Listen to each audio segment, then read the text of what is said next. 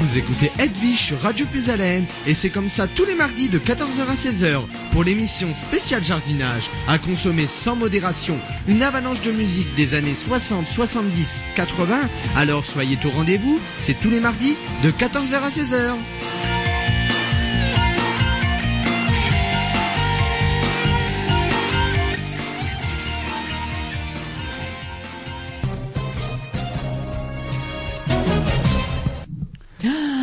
Eh ben voilà, c'est à nous la surprise là. Bonjour ma petite cocotte, ça va? Bonjour Edwige. Oui, ça va? Ça va, en forme. Le Père Noël est gâté cette année? Bien, très, Oh, beaucoup. T'es gentille, hein?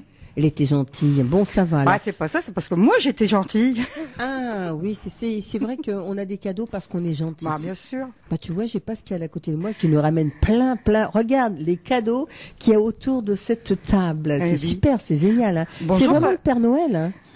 J'ai la barbe. Ouais. Bonjour Pascal. Bonjour Edwige, bonjour mesdames les auditrices, messieurs les auditeurs. Bonjour Laure. Bonjour Pascal. Donc pendant 2 mois, j'ai pu vous suivre ou de la clinique ou de chez moi, peu importe. Moi, j'ai quand même suivi vos 2 mois. Voilà, ça fait du bien de revenir et de la musique et d'écouter, connaître la vie de la région. Tu sais que tu nous as manqué, hein, c'est vrai. Oh, c'est gentil. Ça nous a manqué, c'est vrai. Tes petits conseils, tout ça, et puis toi personnellement, hein, c'est vrai que les auditeurs ont demandé, hein, Pascal, hein. Monsieur Tomate. Ah, Monsieur Tomate. Oui, c'est Monsieur Tomate. C'est Monsieur Tomate. Quand on dit Pascal, mais qui c'est? C'est Monsieur Tomate. Monsieur Tomate. Ça vient des enfants, ça, depuis très longtemps. Mais aujourd'hui, c'est plutôt on va pas dire monsieur, c'est plutôt légumes anciens aujourd'hui. Vieilles racines, comme je disais tout à l'heure, vieux légumes.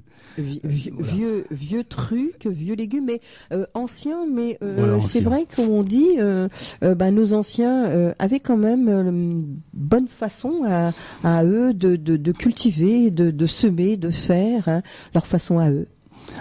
Les anciens, de toute façon, tout ce qui était légumes ou tous les végétaux qui se consommaient, hein, que ça allait du blé haut, c'était des légumes qui étaient adaptés à la région, donc à la météo, au sol, souvent.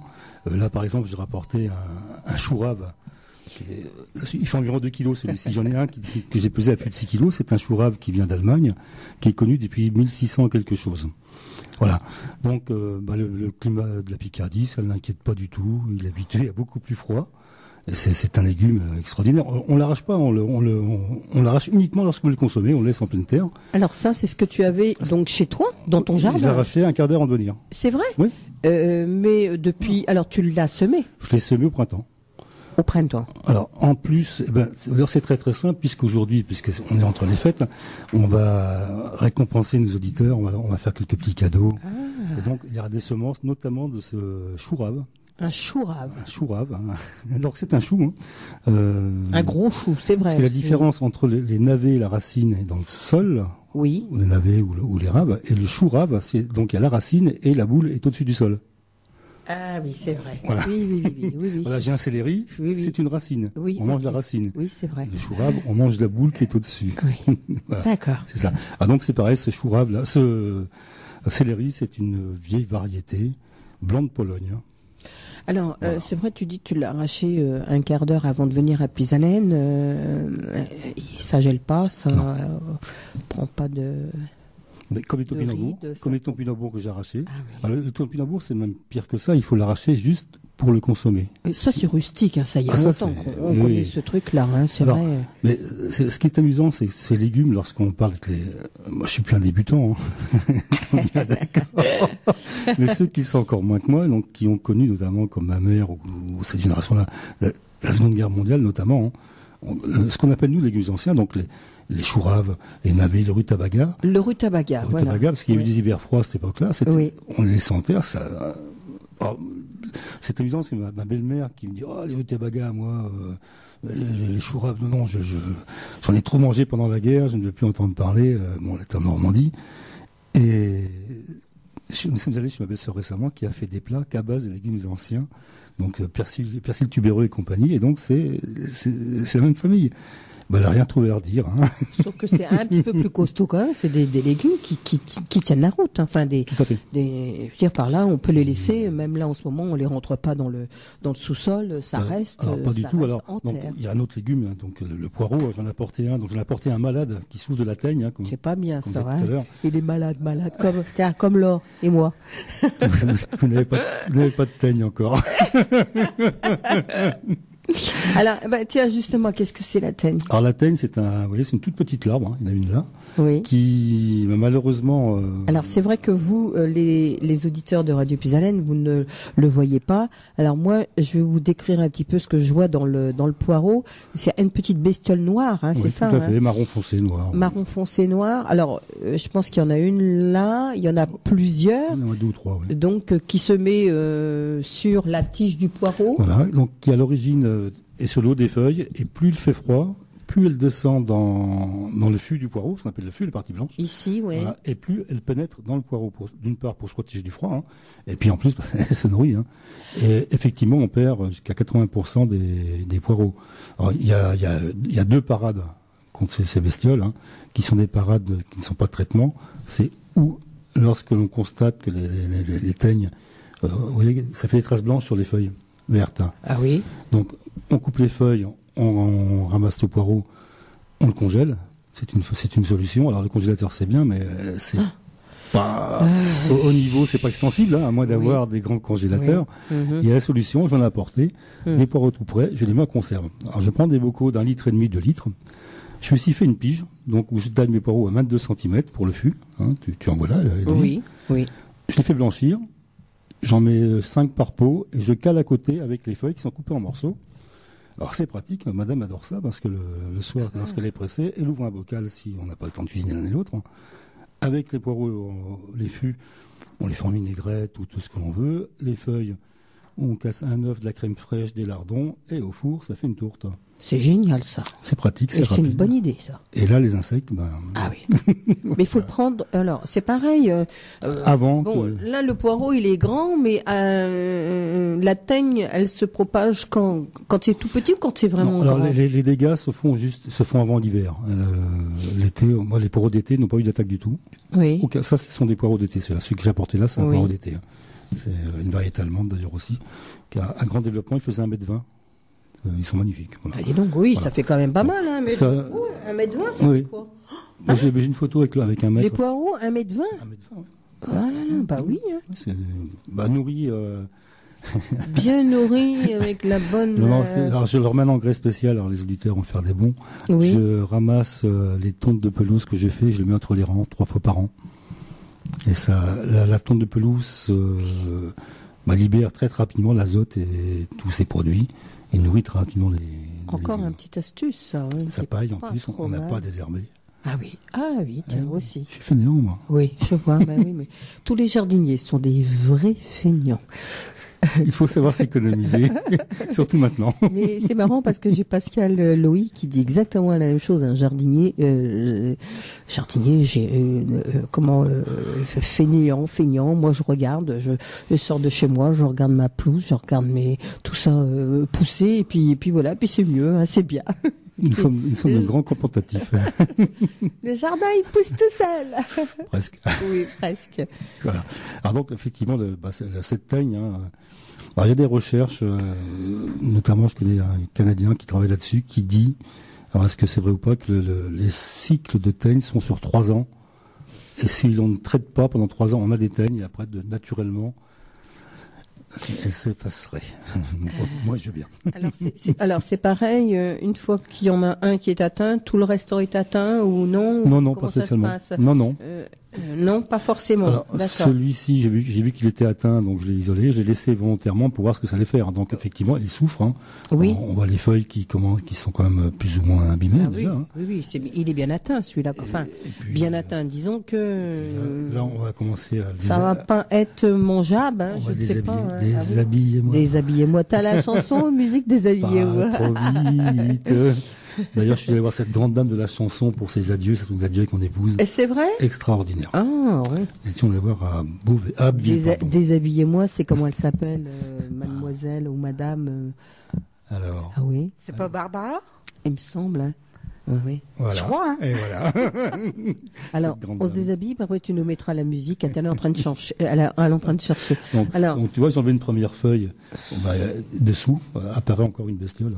Alors, où c'est qu'elle est ta bestiole? Voilà, donc, il y en a beaucoup. il y a beaucoup de bestioles. Dessous, il y en a encore une. Hein. Ah oui. Voilà. Et puis, là, on va perdre sur un poireau comme ça, je ne sais pas, mais il y en a encore une là. Ah oui. Il y en a encore une là. Alors là, elles sont mortes, mais bon, c'est des bestioles. Non, elles sont mortes. Elles sont vivantes. Non. Elles sont vivantes. Elles sont vivantes, ça c'est très fainéant, c'est encore pire que nous. Ça ne bouge pas presque. Là, donc, on arrive à la 3e épaisseur de feuille. Sur le fût. Oui, en effet. Voilà. Et même sur la 4e feuille, il y en a encore une. D'accord. Bon, après, c'est fini. Il est sain. Mais donc, on a quand même perdu 4 épaisseurs de feuilles sur un poireau. Exactement, oui. Voilà. Et puis le haut n'est pas très joli. Il y en a encore une là. Il y en a encore une. Oui, donc il n'y a plus de. C'est pas tellement joli. C'est pas très beau. Donc il n'y a rien à faire. Des produits chimiques, mais. Oui, non, c'est pas la peine. Le système, là, moi j'aime bien. Le système beaucoup, là. Alors, pulvériser un peu avec de l'eau javelisée, 1 ou 2%, retarderait éventuellement. Retarderait ou limiterait. Voilà. Ça, j'ai pas vraiment vérifié. Ce qui marche pas mal pour beaucoup d'insectes, et cette année, c'est pas vérifié pour la preuve, c'est les décoctions de gourmands et de feuilles de tomates. L'odeur est tellement pestilentielle que ces insectes s'approchent très peu. Le problème, lorsqu'il pleut, il faut recommencer sans arrêt, quoi. D'accord. Alors, ce que je te propose, Pascal, c'est de se faire une petite pause, justement, avec Déshabillez-moi, si tu as ma petite copain. Je l'ai avec Juliette Gréco. Comme elle est gentille. Et puis, on va demander justement aux auditeurs qui nous écoutent s'ils ont une solution pour la teigne du poireau, qui nous appellent au 03 44 75 3000. Je te remercie. Déshabillez-moi. Ah oui. C'est quand on a déshabillé complètement le poireau. On a plein de bêtes sur la table pour vous expliquer. Pas encore, nous. Pour vous expliquer un petit peu, c'est vrai que. Alors, on va le faire quand on va parler d'hybridation éventuellement après. Pourquoi pas. Voilà. Alors donc, vous voyez, ces bestioles, elles craignent le froid, donc elles pénètrent dans les légumes, notamment les poireaux. Et je pense que Benjamin, nous allons le joindre à un moment de l'émission, va nous parler de faire sans doute une rétrospective sur cette année qui a été pas terrible, pas facile. Oui, c'est vrai. Et mon petit doigt me dit, c'est surtout Benjamin qui m'a dit peut-être que nous aurons de la neige dans les jours qui viennent. Mais c'est ce que j'ai entendu dire aussi, moi. Donc, mais je sais pas, j'y crois pas trop parce que.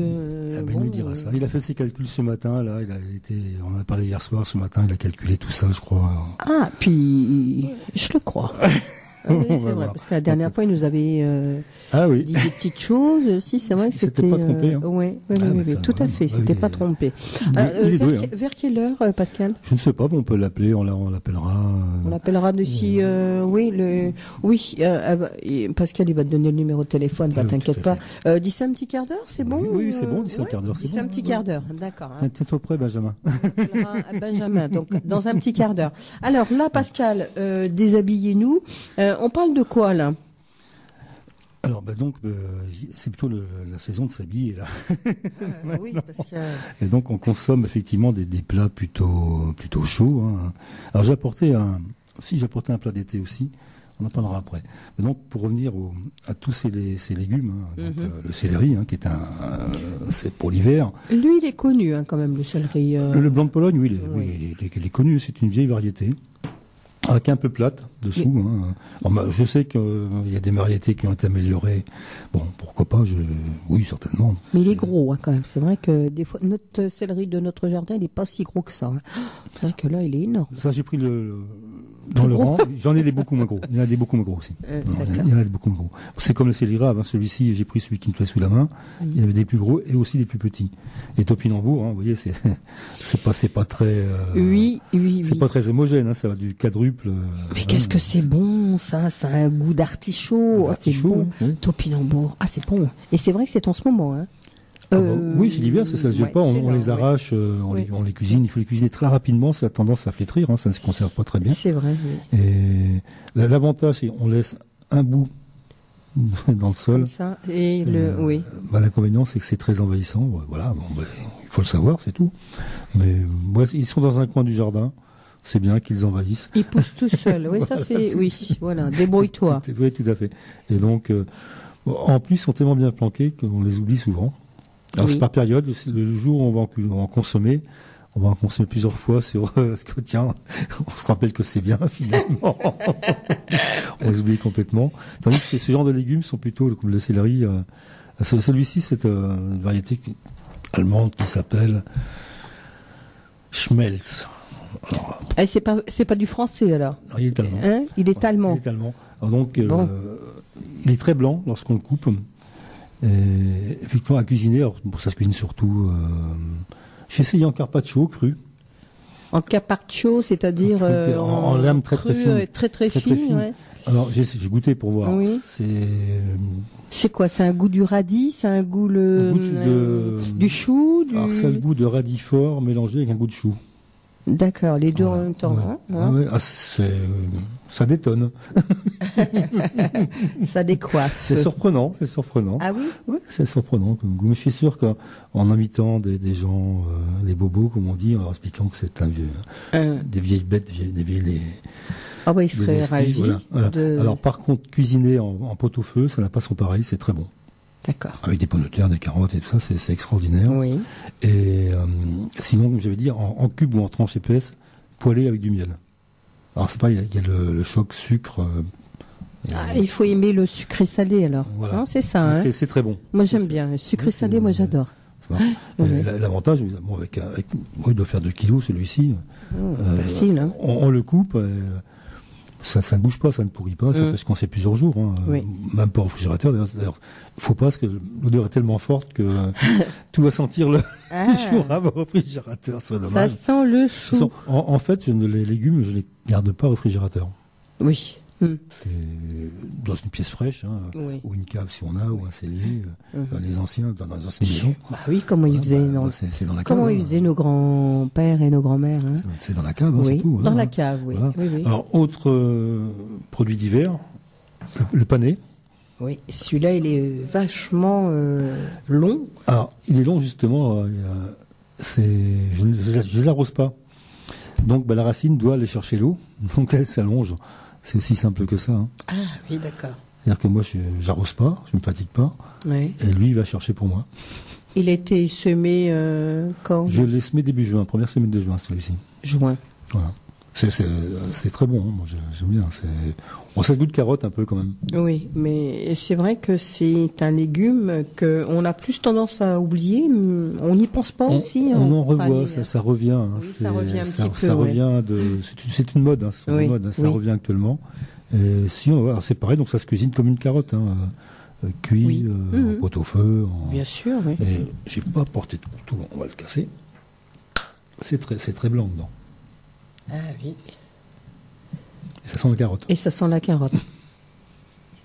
Bien sentir l'or, c'est vrai que ça sent la carotte. La carotte blanche. Oui. Oh, mais tiens, oui, tu peux laisser ton poste. Là, c'est vrai qu'on a de quoi faire carrément une bonne vieille soupe d'hiver là. Une bonne soupe. Hein. J'ai apporté. Alors ça c'est de l'ail des ours, l'ail éléphant, ce qu'on appelle. Pardon. Ça se connaît, ça. Et donc c'est une amie roumaine qui m'a donné les souches, parce que franchement c'est extraordinaire les gousses, la grosseur. Hein. Ah oui. Elles sont grosses, c'est vrai. Cette souche a la particularité de sentir la fumée. Ça ne s'invente pas. On est en train de faire deux choses en même temps, c'est vrai. Elles sont grosses les ails. Hein. Oui, c'est vraiment une... Et pourquoi l'ail des ours ?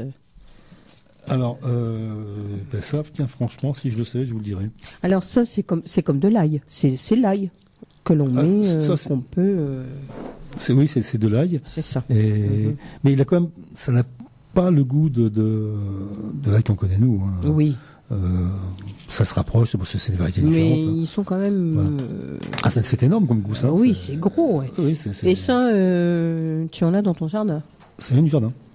Donc oui, c'est vrai. Ici, vient du jardin. Effectivement, oui. Alors, il a une qualité, ce cultivar par rapport aux autres, c'est que le germe nous se développe.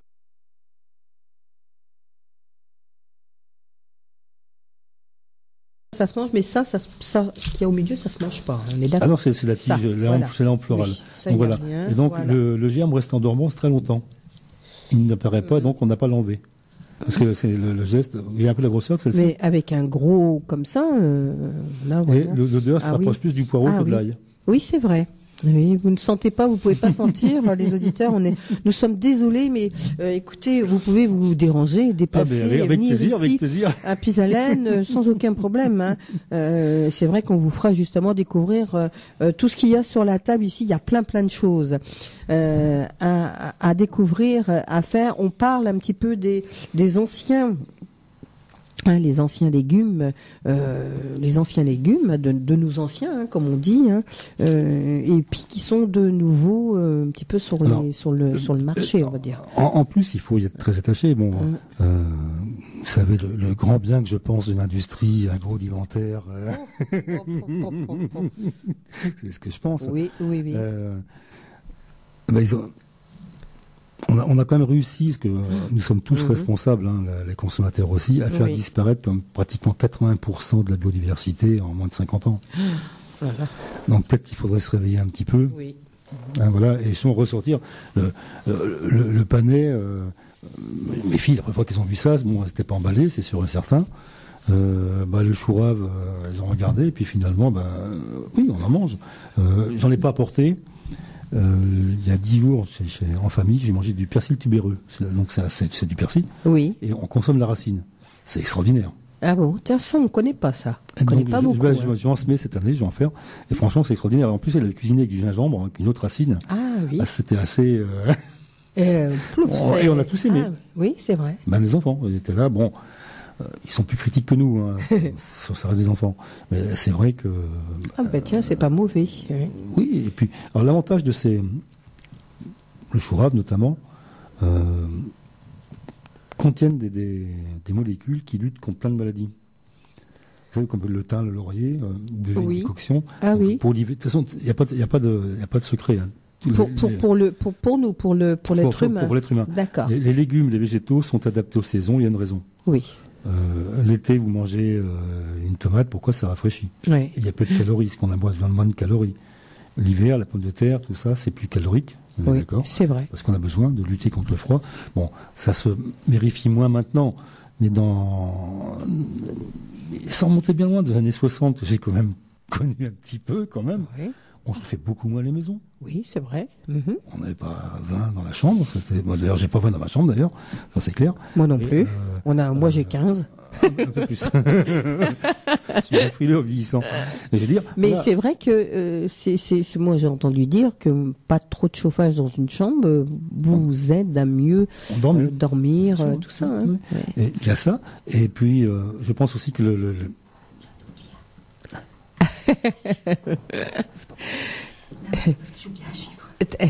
Oui, voilà, c'est ça. Hein, quand on oublie des choses. Alors là, voilà, on parle un petit peu de plein de choses. Hein. N'hésitez pas à nous appeler au 03 44 75 3000 hein, si vous voulez participer à cette émission, nous donner des recettes de cuisine, des recettes de légumes oubliés, hein, notamment là tout à l'heure le topinambour. Comment le faites-vous? On vous parlait du panais, du céleri, toutes ces choses-là, donnez-nous des petites recettes si vous avez. Alors, oui, en plus c'est intéressant parce que je pense qu'il y a des recettes de famille, bon, ça c'est très intéressant. Et oui, alors, oui. Avec je salue alors Fabrice, un vieil ami, plus jeune que moi, mais nous amis depuis très longtemps. Nous sommes en train de mutualiser nos connaissances.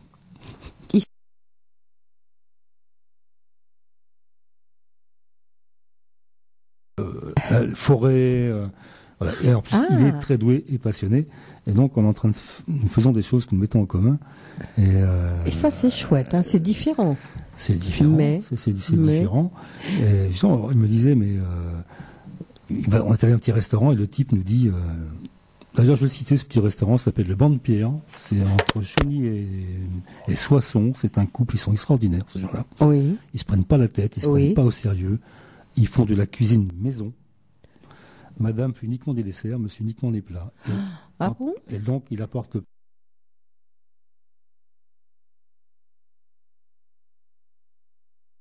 c'est beau. Il a 60 ans, il a 60 ans, hein, c'est pas un débutant. Oui. C'est une valeur extraordinaire, ça.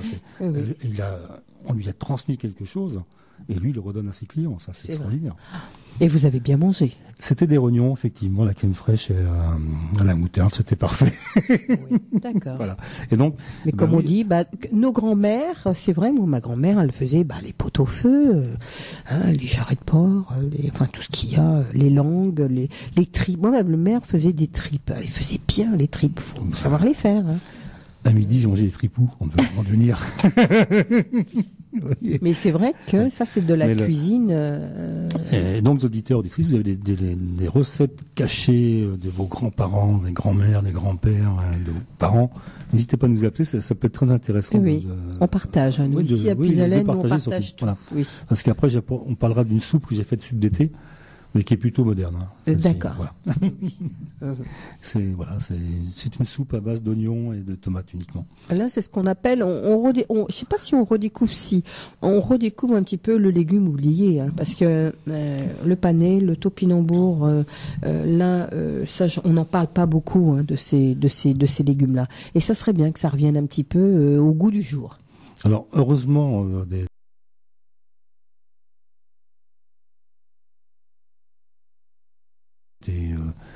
se retransmettre de père en fils et de mère en fille ou de maman en fils, bon, peu importe. Hein.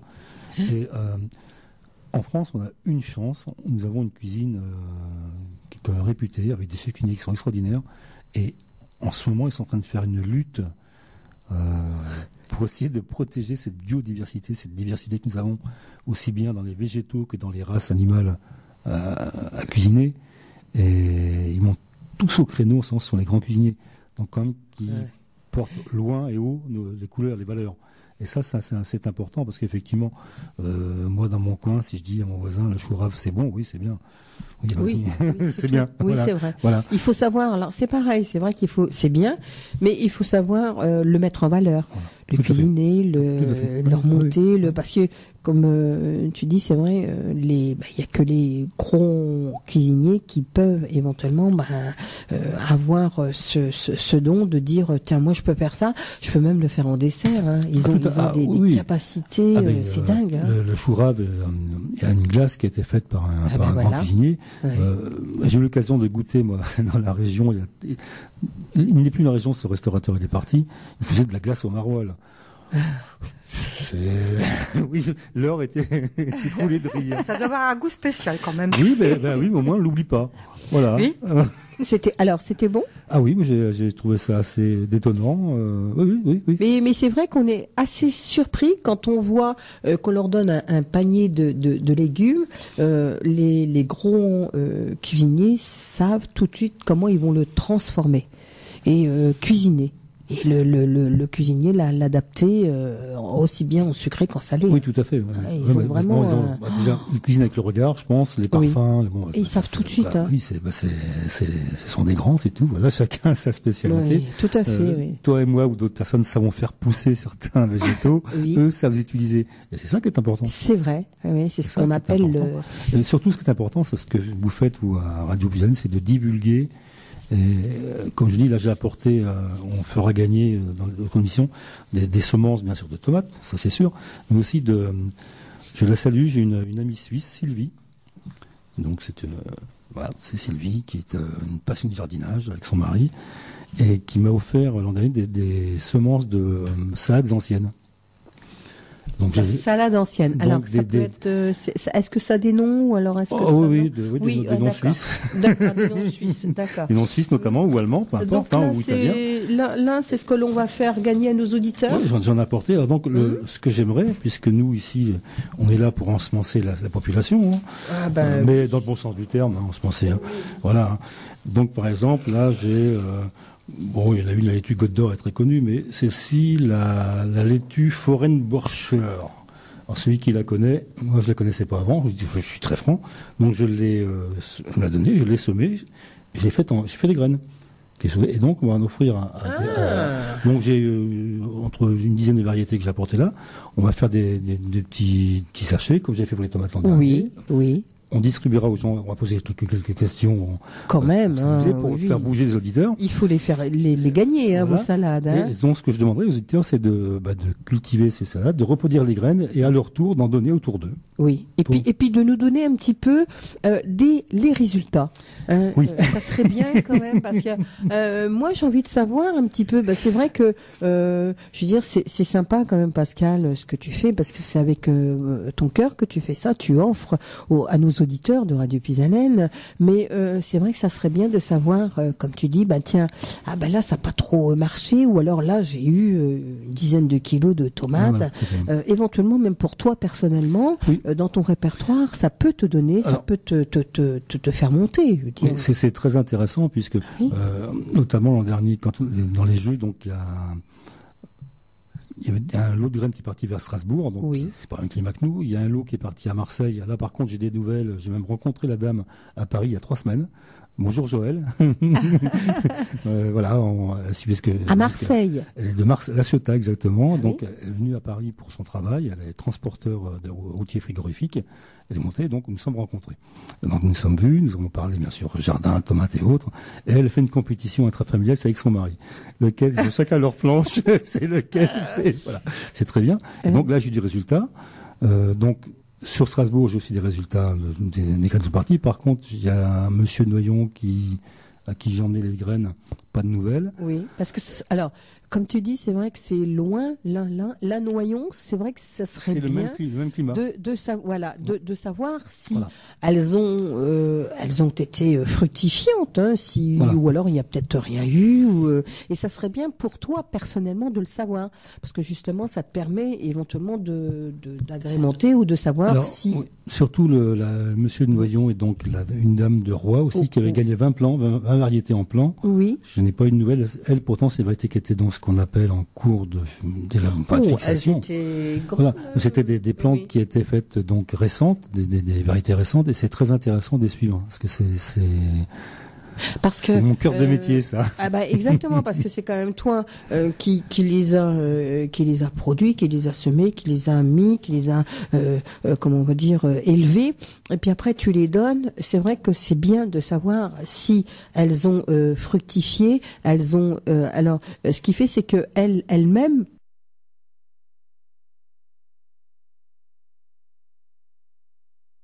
par exemple, de dire, voilà, moi j'ai fait comme ça n'a pas marché. Donc moi, par contre, ça peut ne pas avoir marché chez moi, au contraire, marcher chez tel ou tel auditeur. Et donc, c'est dire, qu'a-t-il fait que moi je n'ai pas fait, et savoir ce qui est intéressant par rapport aux conditions météo, par rapport à la région, par rapport au sol, tas de choses, d'essayer d'avancer, tout simplement. Oui. Et les tomates que l'on a eues, est-ce qu'on peut éventuellement les ressommer et pouvoir... On peut. Ah, d'accord. Alors, justement, on en parlera, parce que... autant l'année, je vous dis, 2016 était très contrastée parce qu'elle était très difficile. On a eu un printemps très chaud, après sans lumière, on a eu de la pluie, on a eu de la chaleur, on a tout eu. Benjamin vous en parlait beaucoup mieux. C'est moche, ce qu'on a eu, c'est vrai. C'est que des extrêmes. Oui. Et très dur. Donc, comme tu le sais, Edwige, j'ai fait des expositions avec des concours. Donc Benjamin d'ailleurs a participé à la dernière fête. Ça y est, il a attrapé le virus. Tu es cuit, Benjamin. C'est bon. Et donc avec l'équipe, Philippe Romance, mon grand copain Philippe, Bruno Huyghe, donc lui c'est un ch'ti, c'est un vrai Bruno, un schnorr, un pur produit. Bruno du Var aussi, donc c'est très très loin. Et nos amis de Landiras, dans le pays de Sauternes. Donc on a fait toutes sortes. C'est très simple. On a participé, on pouvait remporter 6 podiums. On en fait 5. Dis donc, oui, quand même. Hein. Voilà, c'est quand même c'est une fierté quand même. Voilà, c'est bien. Surtout qu'on on travaille pas ensemble, on travaille chacun de notre côté, et au dernier moment, on va représenter nos choses. Ce que font les autres aussi d'ailleurs. Oui. Voilà, parce que si un Allemand travaille avec un Belge, ça fait quand même loin pour se voir tous les jours. Bien sûr. Par exemple, il y a eu ça. Et l'année se termine sur une autre. Oui, j'ai développé une tomate cette année qui a été baptisée la semaine dernière aux États-Unis, qui est commercialisée depuis cette semaine. Ah bon? Voilà. Alors le nom me plaît pas beaucoup. Les Américains tiennent énormément à honorer la personne qui a développé ou créé quelque chose. C'est comme ça, c'est leur façon de vivre. Oui. Donc ils l'ont appelé la Pascale de Picardie. Ah, c'est joli, c'est mignon comme tout. Oui, mais moi je voulais Picardie tout court. La Pascale, la tomate, la Pascale de Picardie. Hein, donc j'espère à plus ou moins long terme faire oublier le Pascal pour l'appeler uniquement Picardie. Oui, mais bon. Si, ça passe dans toutes les langues. Picardie en anglais, ça passe très bien. En Belgique, en Allemagne, Picardie, ça se prononce avec un Y ou avec un IE à la fin, ça se prononce très facilement. C'est court, ça passe partout. Oui. Voilà. C'est bien, t'es vraiment. C'est vrai. Donc on va parler d'hybridation après, donc non pas de manipulation génétique. Oui. On en a parlé longuement justement hier soir avec Benjamin. Et ça, c'est une année très contrastée parce que il y a eu des très très mauvais. J'ai eu des ratés. Alors, c'est une tomate que tu as créée, que tu as fait, que tu as envoyée là-bas. Mais est-ce que toi, ici en France, chez nous, est-ce que tu l'as mis en... Elle est née à Quierzy, elle a été élevée à Quierzy. Elle est d'accord. Voilà. Donc moi, je suis ce qu'on appelle, les Américains appellent ça, je suis ce qu'on appelle un éleveur ou un sélectionneur. Voilà. Oui. C'est-à-dire qu'il y a un génie qui est normalement on se voit c'était en 2017, on doit passer 15 jours ensemble en 2017, c'est un Américain qui s'appelle Dean Silter, qui est vice-président d'une société de semences, libre, c'est-à-dire qu'on ne vend pas à l'industrie, on vend uniquement aux jardiniers particuliers, aux maraîchers professionnels qui vendent en direct. Donc au niveau mondial, ça représente quand même un certain marché. Bon voilà, ils sont quand même quelques-uns, les Américains sont très en avance là-dessus. Ils sont très en avance pour faire des choses qui vont pas bien, mais lorsqu'ils ont compris, ils savent très bien retourner en arrière. Donc c'est le cas de cette personne. Donc lui, c'est comme un cuisinier. Donc il voit 2 tomates, il les regarde, puis il dit tiens, avec celle-ci, s'il leur fait faire un bébé, qu'est-ce que ça va donner? Ah oui. Donc lui, son boulot, il prend les pollens d'une tomate, il pollinise les fleurs d'une autre, ça fait un bébé, il prend les graines. C'est moi qui récupère les graines, et après le bébé, c'est moi qui l'élève. D'accord. Alors, comme je disais hier soir à Benjamin, faire un bébé, tout le monde sait faire, c'est simple. Oui, mais il faut l'élever. L'élever, c'est autre chose. Et c'est ça que j'aime faire, parce que ça demande une tomate, c'est 7 ans. Ah oui. 7 à 8 ans. Ce matin, j'étais sur une F8, donc 8e année, et ça me passionne. D'accord. Parce que on a des déconvenus, parfois tout de suite. Bon, ça va pas, on arrête. C'est comme dans un couple, on se rend compte que ça va pas, on n'insiste pas. Mais si on fait le bébé, puis qu'au bout de 10 ans, ça va pas bien, c'est moins bien, c'est plus dur. Et puis, il y a des bébés qu'on amène au bout, qu'on élève. Donc celle-ci, c'est ce qui s'est passé. Non seulement elle était très rapidement fixée, elle est magnifique. Oui. Elle est vraiment superbe. L'hybrideur Dean, même lui, est surpris qu'il ne pensait pas avoir ça. Moi non plus, je ne pensais pas que ça donnerait ce fruit-là, comme elle est. Oui. La couleur, oui, la forme, pas du tout. Le goût, encore moins. Et elle est là, elle est fixée, donc elle est commercialisée. Mais il y a longtemps que tu l'as faite, ce bébé-là. Moi non, mais que je l'élève, oui. Oui, d'accord, parce que c'est pas d'aujourd'hui, parce qu'il y a longtemps que tu as ce petit truc-là, et puis là... Cette année, j'ai travaillé sur, je sais pas, un certain nombre, rien que pour Dean, sur une quarantaine de lignées, ce qu'on appelle... C'est très simple, on fait le bébé, donc on prend... Il y a le mâle et la femelle. Oui. Donc la maman, c'est le pied qui va porter les fruits. Oui. Le papa, c'est celui à qui on prend une fleur. C'est normal. Et puis qu'on va polliniser, puis le mettre sur Voilà. Donc on pollinise, on protège avec des filets pour ne pas qu'il y ait d'insectes qui viennent. Il y a des sachets spéciaux qu'on pose dessus. On fait un fruit. Oui. Il y a 2, 3, 4, 5, 6 fruits, peu importe, dans le bouquet qui est protégé. On prend le fruit qui se rapproche le plus de ce qu'on pensait avoir, ou au contraire qui nous prend le plus. Tiens, je pensais pas avoir ça, j'ai ça, mais je vais le continuer. Donc on récupère toutes les graines de ce fruit. L'année d'après, on sème plusieurs graines. Si on sème qu'une, ça n'a aucun intérêt, parce qu'on ne sait pas si c'est la bonne ou pas. Ah oui. On en sème, ce qu'on appelle des lignées. Alors, qui sont numérotées. Moi, j'en ai qui s'appellent FG41, 50 et quelque chose. Peu importe, parce qu'il y a 50 et quelques lignées. Oui. Et on sélectionne, et puis à la fin, on dit je garde pour X raisons. C'est ce que font les hybrideurs avec une manipulation génétique. Oui. Sauf que le but n'est pas le même. Oui, voilà. Mais ça marche comme ça. Et après, le bébé, lorsqu'il est fait, on l'élève. Il est connu, il a son caractère, et donc il y a des caractères récessifs, au contraire des caractères qui sont dominants, et ça c'est extraordinaire. Et c'est vrai que ça doit être vachement passionnant, parce que tu dis 7 ans c'est long, c'est court, ça passe vite, mais c'est quand même 7 ans. Alors je trouve que c'est courant. Oui, je m'en doute, bah oui. Je trouve que c'est court. Mais c'est long quand même, 7 ans.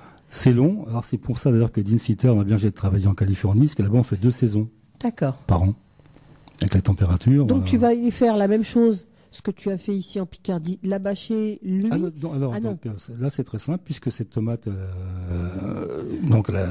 sur les que je l'ai présentée à Bruxelles, elle a plu énormément public. Ça c'était ça. Moi, au goût, elle me plaisait.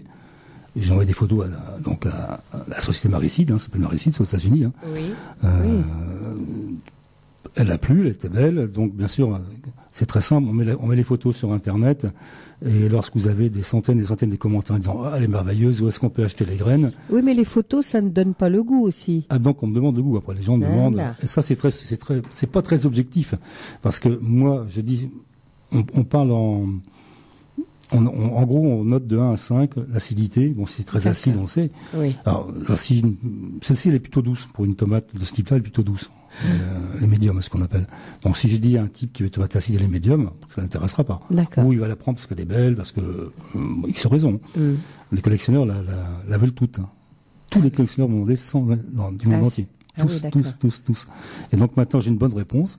Je ne peux pas vous donner ces graines-là, parce que je les ai envoyées, j'ai donné à la société pour qu'ils les vendent. Vous l'avez, alors, tu l'as donné, tu l'as envoyé, tu l'as envoyé par avion? Par courrier, c'est pas par avion.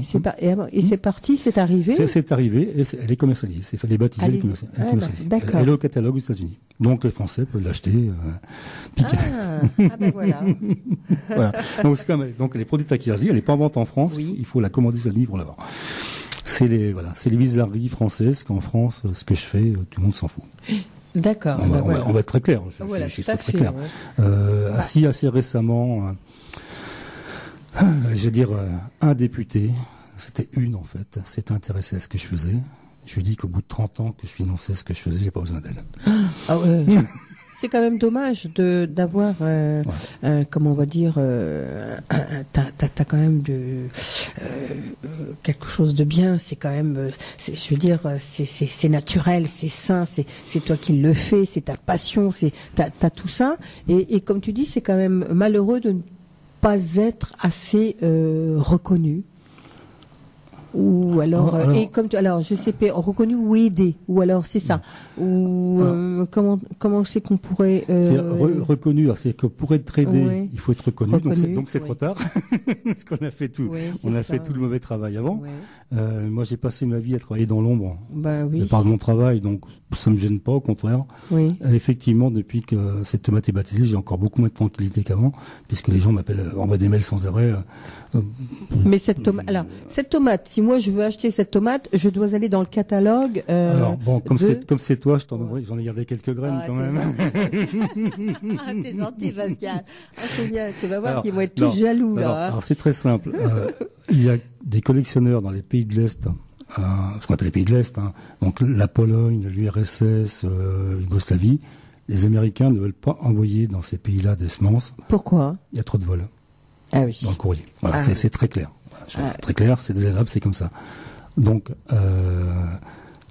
notamment, il y a une semencière russe, je pense pas qu'elle écoute, Madame Kirishneva, je pense pas qu'elle écoute aujourd'hui, je ne sais même pas, je pense que ça radio aujourd'hui d'ailleurs. Donc, qui m'en a demandé, et je vais me débrouiller pour envoyer recommander chez quelqu'un qui était à la frontière russe, et qui va les faire passer. C'est pas que la Russie interdit. Mais ça peut être piqué au. Oui, parce que c'est comme ça. Ça malheureusement ça arrive. On le sait. Donc les Américains refusent d'envoyer dans le pays de l'Est. Ça c'est clair. Déjà, même l'Europe normale, ils sont pas très chauds. Voilà, c'est comme ça. Il y a trop de vols. C'est quand même risqué ce que tu fais parce que c'est vrai comme tu dis. Il faut que maintenant avec la nouvelle technologie, il y a un suivi du colis. Tu sais où il est. Oui. Mais c'est vrai que c'est quand même risqué parce que on peut à tout moment te l'intercepter au niveau de la poste, parce que moi je sais qu'à la poste c'est pareil. On ouvre et puis. Surtout avec les États-Unis, il faut pas tricher. Si on triche, on le fait une fois. D'accord. Si ça passe, ça passe. Si on est découvert, c'est terminé. Je pense qu'ils ont un système de lecture optique. Parce qu'on est obligé de mettre qui on est quand on envoie à l'étranger, surtout avec les normes actuelles de sécurité. C'est logique. Moi, le pire que j'ai vécu, j'ai envoyé un paquet en Allemagne, où j'ai rempli le courrier pendant 20 minutes. Ah oui, c'est vrai ce que tu dis, parce que à la poste, ils demandent ce qu'il y a dedans. Oui, alors, il faut oui. y aller, hein. Oui, Bon. c'est vrai. Et récemment, donc, aux États-Unis, j'ai envoyé, donc j'ai jamais eu de problème là-bas. Il faut marquer, faut déclarer ce que c'est. Oui. Les Américains, il faut être franc avec eux. C'est clair. Voilà, mais c'est bien parce que c'est vrai qu'on a, au niveau de la poste, on a quand même une assurance, et c'est vrai qu'on sait que c'est des graines que tu envoies, oui, tout à fait. que c'est pas du chocolat. Oui, ah non, moi je le mets seeds sur le côté, voilà. En diagonale. Voilà. D'ailleurs, on demande de pas scanner. Pour pas les brûler avec les rayons, enfin bon, c'est fait quand même, on le sait. Aussi. Et t'as pas un système à l'intérieur de bien tes graines, de bien les envelopper dans justement. C'est pas si simple, puisque certains matériaux sont interdits, certains matériaux vont réagir aux détections. Oui. Voilà, c'est pas facile. Il faut passer même la Poste française ne prend pas. Bien sûr. Là, lorsque j'ai dit que je voulais envoyer en URSS, la personne m'a dit non. Ouais. On ne veut pas, parce qu'on sait très bien que vous déclarez une valeur et si c'est volé, il faut qu'ils me paient. C'est pas facile, hein, alors. Autre moyen, il n'y en a pas? Faire passer par connaissance. Oui. Voilà, ça arrive, hein, c'est faisable. Hein. C'est faisable, mais alors, mais là, si nous, Radio Puisaye, on fait un voyage là-bas, je pense qu'on essaiera de prendre les graines à Pascal. Hein. Oui. Par exemple, par contre, quand j'envoie les graines en Arménie pour la coopérative agricole, oui. Je fais transiter par l'URSS, ça pose aucun problème par avion. D'accord. Ah oui. Voilà. Il faut, en fin de compte, il faut quand même savoir ces choses-là, hein, parce que on apprend. Oui, on apprend. C'est vrai parce que comme tu dis, bon, c'est risqué, puis c'est quand même, je veux dire, c'est beaucoup de travail, c'est du temps, c'est de la patience, que tu fasses comme tu dis ton petit bébé comme ça, et puis que tu l'envoies, puis arrivé là-bas, tu t'aperçois que mince, c'est pas arrivé, ou alors on te l'a détourné, ou alors il y a eu ci. C'est le risque. C'est très rare. C'est très rare. La déception, surtout pour la personne qui attend. Oui, aussi. Voilà. Mais les deux aussi, parce que toi, bon, je suppose que tu n'en as pas qu'un seul exemplaire, hein, parce que bon, bah oui, parce que sinon, mais bon, je vais pas tout dévoiler, hein. Non, mais quand même, c'est quand même assez décevant de savoir que justement, ils l'ont pas, comme tu dis, pour la personne qui attend, bah oui, non, c'est pas arrivé, quoi. Voilà. La tomate, donc, qui a été baptisée aux États-Unis, j'ai envoyé un premier lot, donc, chez Maricide, de 3100 graines. J'ai pas tout envoyé d'un seul coup. Si on tout d'un coup c'est perdu, ça peut arriver. Hein. Moi, une fois, j'ai eu une lettre pour la Belgique. Je l'envoie pour la Belgique. Arrivé au centre de tri, c'était en France. Il y a eu une inondation. Donc, ils ont ouvert tous les courriers et puis ils ont renvoyé à la personne qui revient en disant voilà, on a eu un incident. Bon, les graines, la variété que je viens de créer dedans, ça prend l'eau. C'est mort, quoi. On perd tout. Alors tes graines, tu peux pas les mettre dans des sachets. C'est dans les sachets. Alors, ce qu'on me pose la question, c'est des sachets qui sont plastifiés et étanches. Et voilà. Ben oui. Déjà, il y a ça, mais ça peut être perdu. Il peut y avoir. On retrouve des lettres parfois 30 ans après encore. Hein. Oui, voilà. C'est vrai. Donc ça peut être perdu, effectivement. Franchement, lorsque j'envoie des graines de cette tomate aux États-Unis, quand Dean Sitter m'a envoyé un mail disant ça y est. Waouh, je viens de les recevoir. Ah, ouf. Ouais. Ah oui. Mais quand même, c'est vrai. Parce que là, il y avait une valeur de travail, une valeur sentimentale quand même, parce que c'est quelque chose que j'ai pris tout bébé, que j'ai conduit avec lui, parce qu'on se tient au courant sans arrêt. Hein. Je ne parle pas bien, je dirais mieux, je ne parle pas l'anglais, par contre, je l'écris, puis j'ai le traducteur, de toute façon, j'ai ce qu'il faut.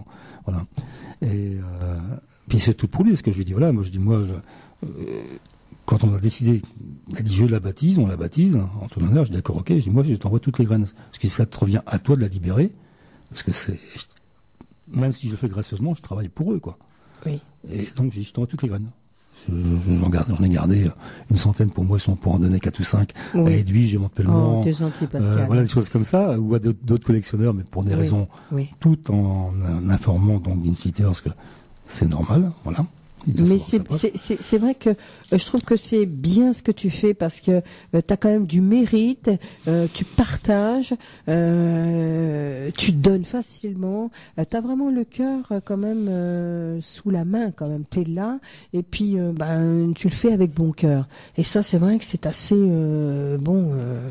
et c'est beaucoup de mais c'est vrai que c'est beaucoup tu aimes, c'est vrai qu'on aime, tu aimes, mais c'est beaucoup quand même de passion, c'est beaucoup de temps, c'est beaucoup de toutes ces choses-là que je veux dire que tu passes avec tes graines. Peut-être que tu les passes pas avec tes enfants, puis avec ta petite femme. Non, je veux dire, tu sais, c'est des choses qui fait que voilà, il y a quand même un petit sacrifice derrière, quand même. Hein.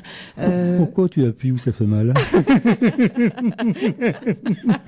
Je crois qu'on dit que suivez l'émission lorsque je vais rentrer là. Je sais très bien ce que ça fait parce que quand on a des conjoints ou des personnes une autre moitié qui fait quelque chose, un métier passionnant, il y a toujours un sacrifice quelque part. Il y a toujours là où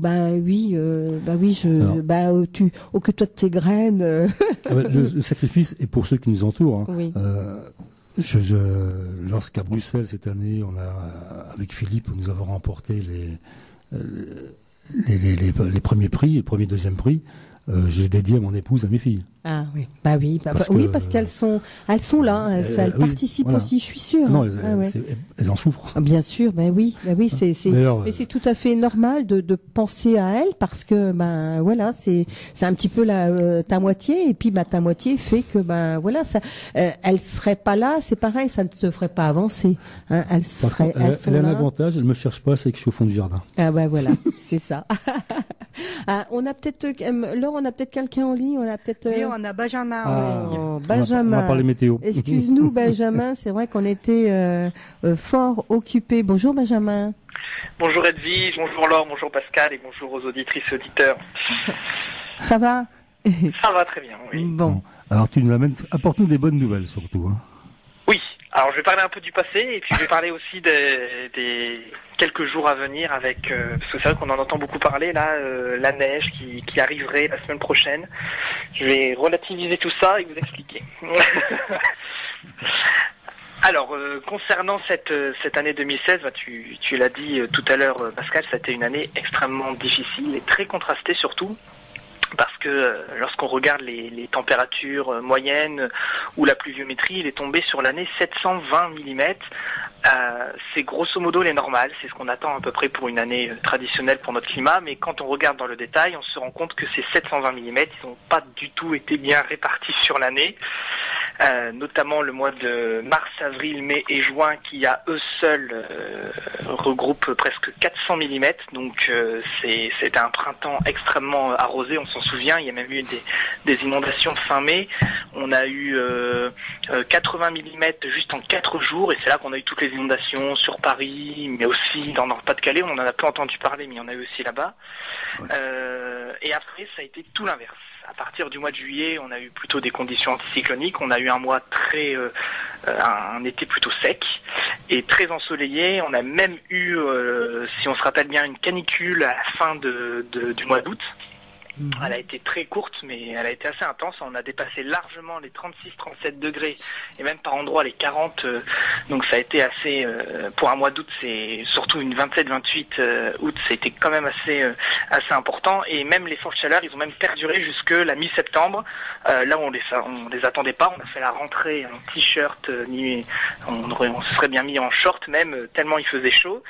Et on a fini l'année un peu dans cette continuité de la douceur, des températures largement au-dessus de ce qu'on devrait avoir et surtout de la pluie qui manque depuis le mois de juillet et donc ce qui fait qu'on termine l'année avec un contraste énorme et la nature n'aime pas trop ça, ce genre de contraste. Je pense que Pascal tu pourras le confirmer. Et voilà.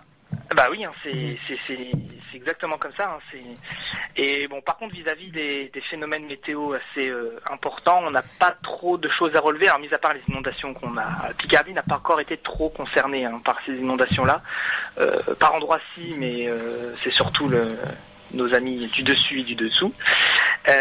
On a eu aussi, il faut le dire, un gros orage. Alors je crois que ça a concerné même la zone autour de Carlepont, hein, il me semble. Oui. Le 23 juin, on a eu un orage assez virulent parce que on a relevé ce jour-là presque 200 éclairs par minute. C'est pas exceptionnel, mais c'est énorme pour un orage dans notre région. Et on a eu des rafales à plus de 110 km/h, des grêles. Il y a eu des villes qui ont été en catastrophe naturelle. Il me semble que ça a été le cas de Saint-Quentin et de Compiègne même. Donc ça a été assez important. Et puis bien sûr, même au niveau de l'ensoleillement, hein, par exemple, on a eu à peu près le nombre d'heures d'ensoleillement qu'on aurait dû avoir dans l'année, mais au mois de juin, par exemple, on aurait dû avoir 200 heures, on en a eu à peine 80. Tout le reste, ça a été que de la pluie. Et le mois d'août, à l'inverse, avec la canicule et les fortes chaleurs, on a eu presque 250 heures. Donc voilà, donc ça montre à quel point, quand on regarde les chiffres, les moyennes de l'année, on a une année qui est globalement dans les normales, un peu plus chaude, mais bon, ça c'est en accord avec les dernières, ce qu'on observe ces dernières années, le réchauffement et autres. Mais d'un point de vue pluviométrie, on pourrait s'attendre à une année tout à fait traditionnelle. Mais c'est vrai que quand on regarde dans le détail, c'est pas du tout ce qu'on peut observer tout au long de l'année. Voilà, alors ça c'était principalement pour l'année, donc c'est vraiment l'année de tous les records. Je crois qu'on a eu tous les types de temps possibles qu'on pouvait avoir, mais pas au moment où on s'attendait. Voilà, je pense que c'est comme ça qu'on peut le résumer, parce que c'était quand même assez important. Voilà, alors après moi je peux vous parler aussi, c'est ce qui est plus intéressant je pense, c'est le temps à venir pour cette fin 2016. Nous en ce moment on en a entendu parler, hein, il va faire très beau ces prochains jours. On est sous l'influence d'un anticyclone. Alors il faut savoir qu'on a un anticyclone qui est assez costaud, parce que pour ceux qui ont des baromètres chez eux, ils peuvent regarder leur valeur, hein. Au-dessus ça se mesure en hectopascal, et aujourd'hui on est à presque 1045 hectopascal. C'est énorme, et ça montre que notre anticyclone qui est là, il est très costaud et il va faire durer plusieurs jours. Mais qui dit anticyclone hivernal dit deux choses, dit froid. On a un froid polaire qui va s'installer, et donc il va faire de plus en plus froid jusqu'au jour de l'an. Aujourd'hui on a relevé -2, -3, demain ça sera à peu près pareil, un peu plus bas. Jeudi -3, -4 degrés, vendredi -4, -5, et samedi c'est un peu lointain, mais on pourrait peut-être atteindre les -5, -6. Donc ça va être de plus en plus froid.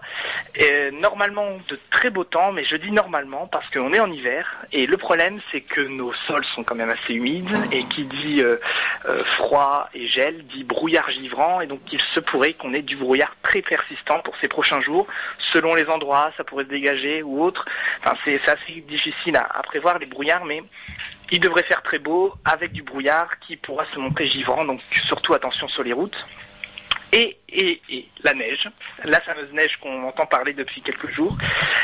Il faut savoir que dimanche, on va avoir une perturbation, hein. Toutes les bonnes choses ont une fin. L'anticyclone devrait s'affaiblir, et cette perturbation va d'abord ramener quelques nuages. Donc samedi, dimanche, on va changer de flux, surtout dimanche, donc il devrait faire moins froid. Il devrait toujours geler, mais on ne devrait plus atteindre les -4, -5 degrés.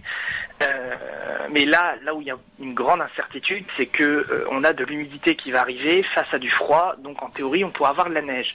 Mais pour lundi et mardi. Mais le problème c'est qu'aujourd'hui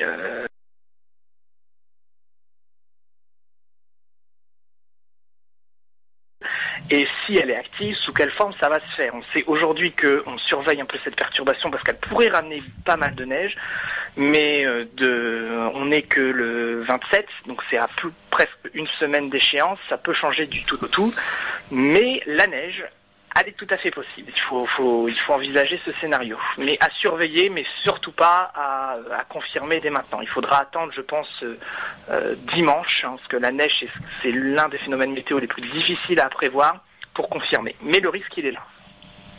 Voilà pour les prévisions des quelques jours à venir. Eh ben, ça promet.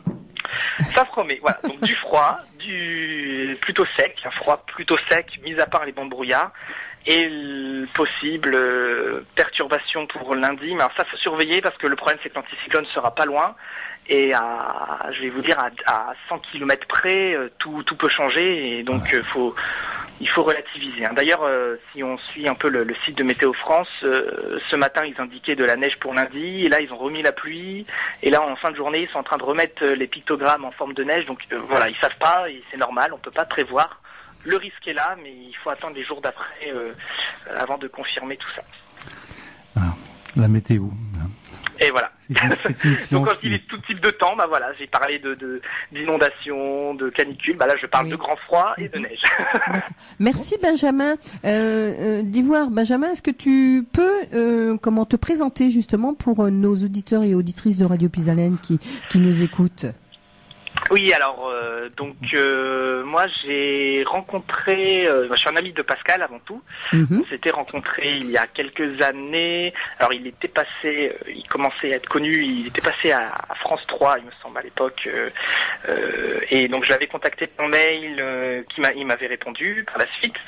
Et c'est là que j'ai connu Pascal. Il m'a emmené à Chauny à l'époque. On a pu voir le jardin, on s'est échangé des graines. Il est même venu à la maison et on a discuté. Et puis donc par la suite, après avec Pascal, j'ai suivi un peu ces grandes histoires avec les plantes, les variétés qu'il a mises au point, les différentes fêtes de la tomate qu'il a participé. J'ai même réussi enfin à me libérer pour participer à la dernière. Et je crois que tu as raison, j'ai attrapé le virus. Parce que c'est vrai que c'est franchement c'est super ce genre de fête. Et puis voilà, comme en plus je suis un passionné de météorologie et j'en ai parlé à Pascal. Voilà, c'est ça. Je me suis il m'a proposé d'intervenir pour faire ce genre de prévision, de topo sur la météo. Voilà, c'est déjà ta passion, déjà, justement la météorologie. Tu as une station chez toi, il me semble. Oui, une station météo. Alors aujourd'hui, ça se fait beaucoup ce genre de stations. C'est des stations tout à fait, on appelle ça professionnelles. Pascal qui est côté, il rigole. Pascal, c'est quoi il n'a pas tous les 500 mètres quand même. C'est un produit qu'il faut savoir utiliser, qu'il faut savoir gérer. Voilà. Parce que tout de même, avant, moi je dirais que tu es quand même tu as étudié, tu es un technicien et tu es un passionné. Tu es doublé d'une passion déjà, et tu es un technicien. Ça, il ne l'a pas dit, Benjamin. Parce que moi, tu peux me mettre ta station météo, je vais rien interpréter avec. Voilà, c'est ça. C'est vrai que c'est la station météo. Avec une station météo qu'on a chez soi, on peut faire déjà ça se met pas n'importe comment, ça c'est sûr. Et puis ça s'interprète pour avoir des prévisions à court terme. Et puis voilà, c'est vrai que c'est une passion avant tout. On n'a pas une station juste pour savoir le temps qu'il fait dehors. Sinon il suffit de sortir dehors pour le voir. Après il faut savoir interpréter les chiffres et les données pour. Et ça, c'est vrai que comme dit Pascal, il faut savoir, il faut être passionné, mais il faut savoir quand même, avoir des connaissances. De l'intuition aussi, de l'intuition. Oui, de l'intuition. Il suffit pas de sortir son bout du nez et puis dire, ou alors son doigt, tiens, il va pleuvoir aujourd'hui. Être très observateur aussi, ça il faut beaucoup observer. En plus, parce que Benjamin ne nous dit pas, il est passionné par la flore, les orchidées notamment sauvages, et qu'il traque partout en tirage.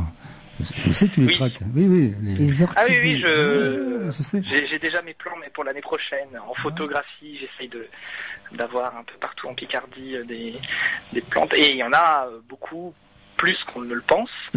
Et ça commence à revenir tout doucement. On en voit plus ces dernières années. Donc il y en a beaucoup il y a beaucoup de races d'orchidées. Ah oui, il y a énormément de... Alors, elles n'ont strictement rien à voir avec celles que l'on trouve dans le commerce, qui, elles, sont des orchidées tropicales, commerciales, comme tout le reste, c'est commercial. Ce sont des orchidées purement... sauvages. Voilà, sauvages, et visuellement, on n'a vraiment pas l'impression que c'est une orchidée, mais ça n'en reste pas moins joli, et très coloré, et rare quand même, parce que je dis qu'il y en a de plus en plus, mais il y a certaines espèces qu'on ne trouve qu'à certains endroits, et c'est sûr que la flore, c'est ce qu'on a dit tout à l'heure, la flore et la faune, c'est la biodiversité, il faut essayer de la préserver, et ça, c'est un peu c'est un peu aussi le message qu'on essaye de faire passer, je pense, Pascal, à travers les associations, les fêtes de la tomate ou autres. C'est vraiment ça, préserver la biodiversité. Elle est super importante. C'est grâce à elle qu'on est là aujourd'hui, donc faut pas la détruire. Mais Benjamin, vos orchidées, vous les avez dans la forêt, dans la terre, parce que les orchidées comme on a, voilà, c'est vrai que il y a pas de terre, il y a rien du tout. On a juste les racines. Justement, les orchidées que l'on achète sont des orchidées tropicales et dans leur nature, elles ont tendance à vivre sur des supports comme des arbres, des lianes. Ce sont des lianes, ni plus ni moins. D'accord. Donc, elles poussent sur les troncs, tandis que celles que l'on a chez nous, elles ont des bulbes. Elles ont des, comme beaucoup d'autres plantes, mais ce qui leur fait, ce qui leur donne le caractère un peu rare, c'est qu'elles poussent que dans un certain type de sol très particulier. Elles ne peuvent germer qu'en présence de certaines bactéries. Enfin, c'est très spécifique. C'est pas du tout les mêmes. Mais les orchidées, on estime aujourd'hui chez les végétaux que les orchidées, c'est le genre végétal le plus diversifié au monde. On n'en connaît même pas. Je sais même pas si on connaît vraiment 30% des espèces qu'il existe. On en découvre quasiment tous les jours. C'est exceptionnel. Ouais, toi, tu en découvres tous les jours, je sais. Pas tous les jours, mais tu en découvres souvent. Et là-dedans, la bonne nouvelle, c'est que lorsqu'il me dit la flore revient. Et c'est ce que l'on constate tous plus ou moins lorsqu'on observe. Et ça, c'est la bonne nouvelle. C'est vrai que ça fait quelques années, chaque année je vais toujours me promener dans un coin particulier en tirage pour prendre des photos. Et c'est vrai qu'il y a certaines plantes forcément rares, mais qui sont pas forcément courantes, ils se multiplient facilement. Il y a des prises en main qui sont, par exemple, il y a dans mon village, ils ont décidé de ne plus faucher un talus. Alors pourtant c'était un talus, il n'y avait que de l'herbe en question, mais je peux vous dire que maintenant le nombre d'espèces végétales quand on se promène en été, elle est immense. C'était un geste. Il n'y avait aucun intérêt à faucher ce talus autre que esthétique. Il n'y avait pas de voiture qui passait, ça ne gênait pas. Enfin, à part visuellement, je vois pas ce que ça pouvait gêner. Et c'est incroyable comme quoi la flore a repris le dessus. Et c'est ces petits gestes à droite à gauche qui aident. Tout à fait. Et ça nous fait bien plaisir de vous entendre, Benjamin. Ah bah oui. En plus, c'est l'avenir, c'est le jeune de l'équipe. Alors, tu n'as pas eu de chance, et tous les ans, généralement, il y en a un qui tombe, qui attrape le virus. Cette année, c'était toi. Ah ben voilà, c'est ça le problème. Ah oui, et puis ça y est, j'ai commencé à faire mes plans pour cette année, donc voilà, je pense que c'est fichu. Ah là. En tout cas, il faudra venir ici à Puisalène, venir nous faire voir un petit peu, justement, tous vos passions, aussi bien de flore, de faune, de tout, hein. Avec Pascal, on essaiera de faire une émission ensemble. Ça sera bien sympa. D'accord, il n'y a pas de souci. J'essaierai de vous parler une fois, c'est des plantes carnivores aussi, ça, je suis un grand passionné de ça. Pascal le sait. c'est très peu connu comme genre, mais... Mais c'est joli. C'est très joli, oui. C'est très joli, mais il faut faire attention. Et puis ça, c'est pareil, il y en a plusieurs variétés. Il y en a des quantités astronomiques. Et on les connaît très mal. Oui, ça c'est vrai. Alors que c'est pas méchant, ces petites bêtes-là, hein. Absolument pas, non, c'est absolument pas. Et en plus, on en trouve très bien. Alors, je sais où les trouver, mais je ne les ai jamais vus. Mais en France et en Picardie, il y en a dans la nature, tout à fait, non pas qui n'ont pas été naturalisés par l'homme, mais qui se trouvent naturellement depuis des décennies. Alors, donc, ça veut dire plante carnivore, ça veut dire qu'elle mange de la viande. Alors, par définition, les plantes carnivores, ce sont des plantes qui se situent qui se trouvent dans des milieux pauvres, avec peu de minéraux, hein, comme on donnerait de l'engrais à une tomate, par exemple, pour qu'elle pousse sur un sol riche. On essaye de donner un sol riche. La plante carnivore, elle est adaptée à pousser sur des sols tourbeux, vraiment très pauvres, et donc une autre source de nourriture pour elle, c'est d'attraper des insectes ou pour attraper les minéraux dont elles ont besoin. C'est un peu comme des secondes racines dans leur piège en quelque sorte. D'accord. Voilà, c'est ça. Ah ben ça sera vraiment passionnant d'en parler, hein. Ah oui. Pour les prochaines vacances. Pas de souci. Merci Benjamin de toutes ces informations. Eh bien de rien, et puis merci à vous aussi pour laisser libre votre antenne. Il n'y a pas de problème, vous intervenez quand vous voulez. Passer de très bonnes fêtes de fin d'année, Benjamin. Bonne fête de fin d'année aussi, puis bonne année 2017. On se retrouve sûrement l'année prochaine. Alors. À vous aussi, bonne année. Au revoir Benjamin. Très très intéressant, je l'aime bien, je l'adore. C'est vrai que c'est le jeune qui monte, le jeune qui monte, c'est super. On ne peut que l'aimer ce petit-là, parce que c'est vrai qu'il a plein de connaissances. Hein. Il est très discret. En fait. Oui, en plus.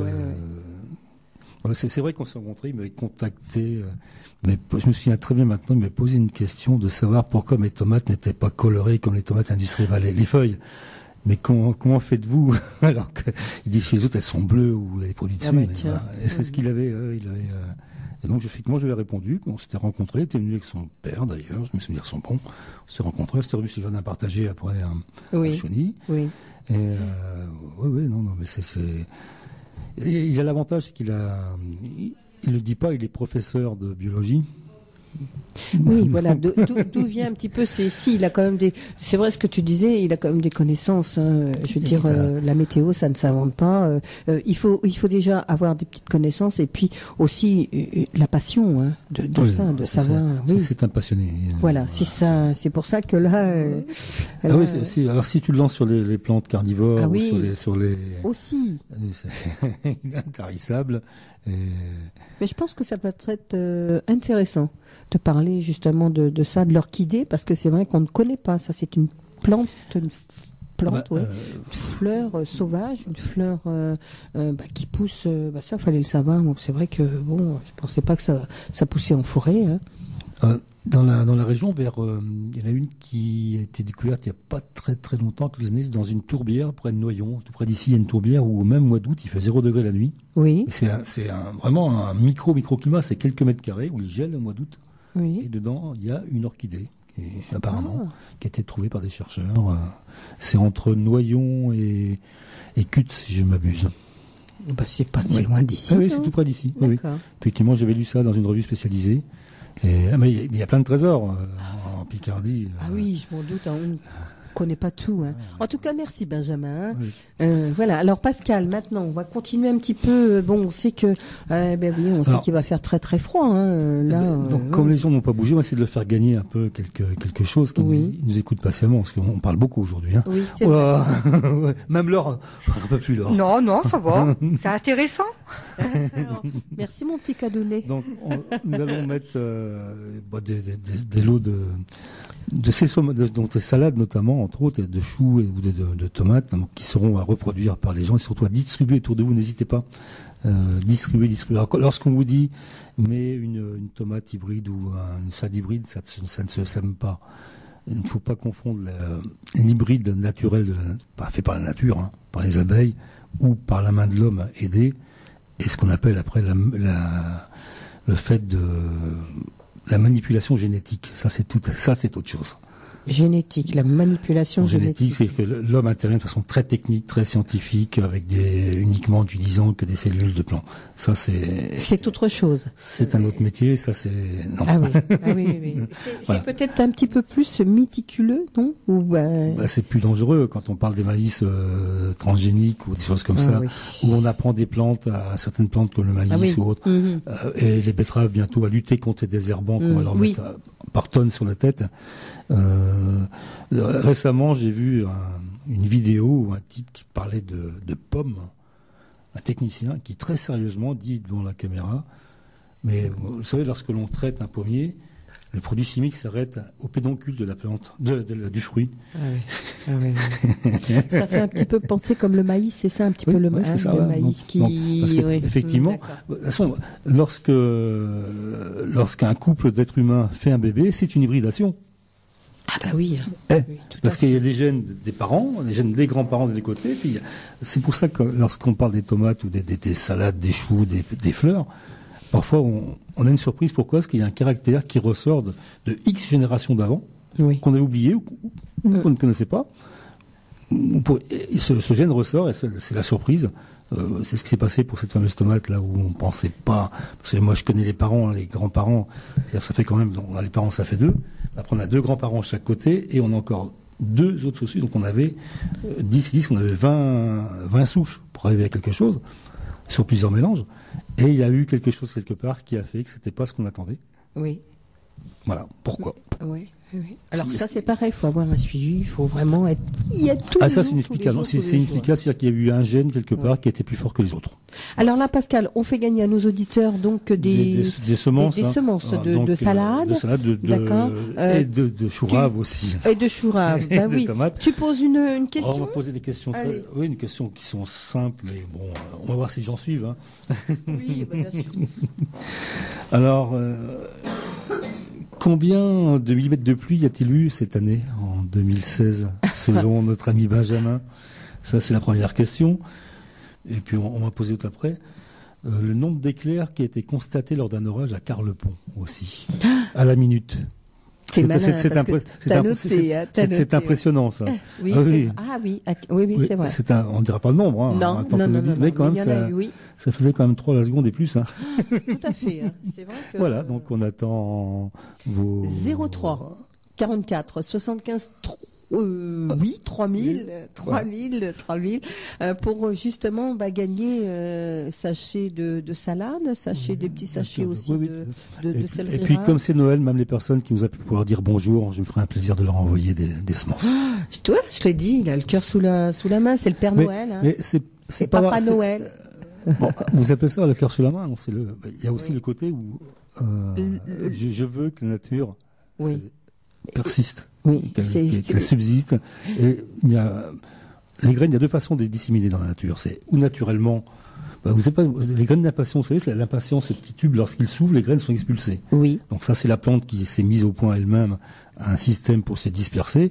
Ou les graines de pin, par exemple, lorsqu'il y a un incendie, pourquoi les pins lèvent dans les forêts? Parce que les graines de pin ont des ailettes, avec la chaleur, elles s'envolent, elles ne retombent qu'après le passage du feu. Oui. Voilà, c'est très intelligent, c'est une plante. C'est vrai. Donc, et après, il y a l'homme qui la sème.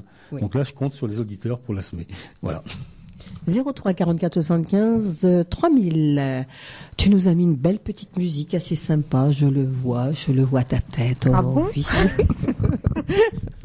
Rien que pour toi alors. Oh, t'es un amour. Alors ça sera Que toi avec Frédéric Arnaud. Oh, j'aime bien. Que toi et moi. Non, celui-là, c'est Que toi. Oui, toi et moi, c'est autre chose.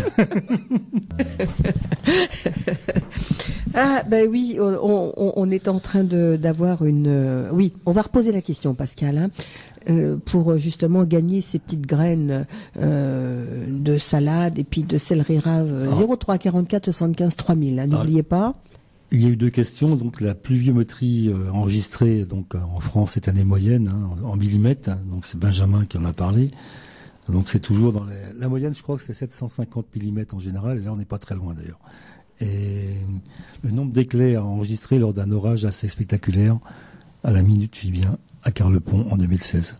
Le 23 juin, je crois que c'était. 2016, c'est de cette année, non? 23 juin, je crois. 23 juin, oui. d'après ce que j'avais cru comprendre. Voilà.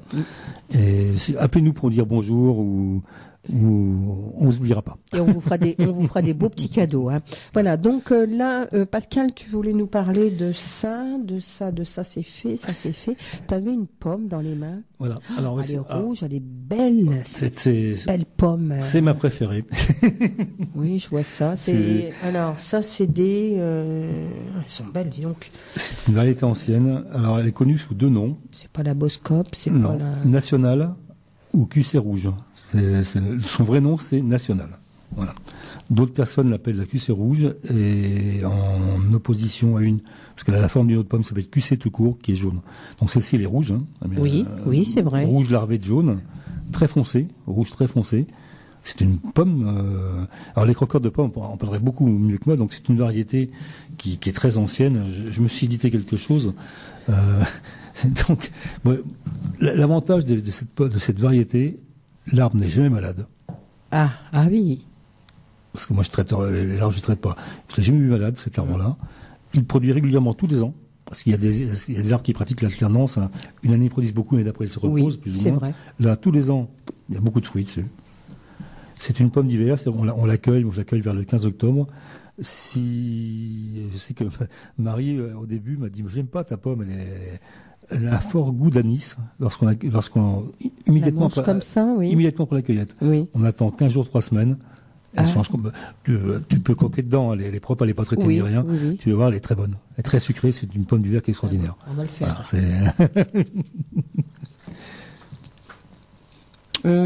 Voilà, Viens goûter. Voilà. Alors, la première trace de cette pomme en 1871. Donc, 1871. Voilà, tout à fait. C'est un semis qui a été fait par quelqu'un, ce qu'on appelle des semis spontanés. Hein, c'est quelqu'un qui prend des graines de n'importe quoi, donc là, en l'occurrence de pommes. Il a semé, quand l'arbre a produit, il a eu ça. Et comment tu le sais, toi? J'ai fait des recherches. D'accord. Et c'est ce que tu as dans ton jardin? Ça vient du jardin. Ça vient dans... Oh, d'accord. Oui, tout à fait, dans le jardin. Alors, comment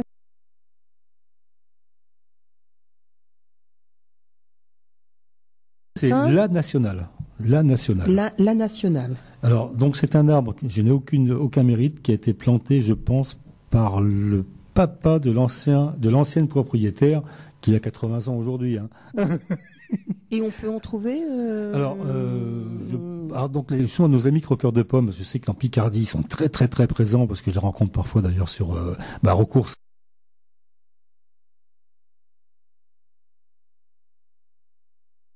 Et en plus très accessible.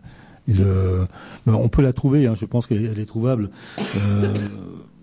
Là-dessus, qu'est-ce que j'ai? Non. Donc l'avantage, c'est qu'elle a une floraison très tardive et qu'elle échappe au gel. Donc en Picardie, les gels tardifs, ça arrive. Ah oui, c'est vrai.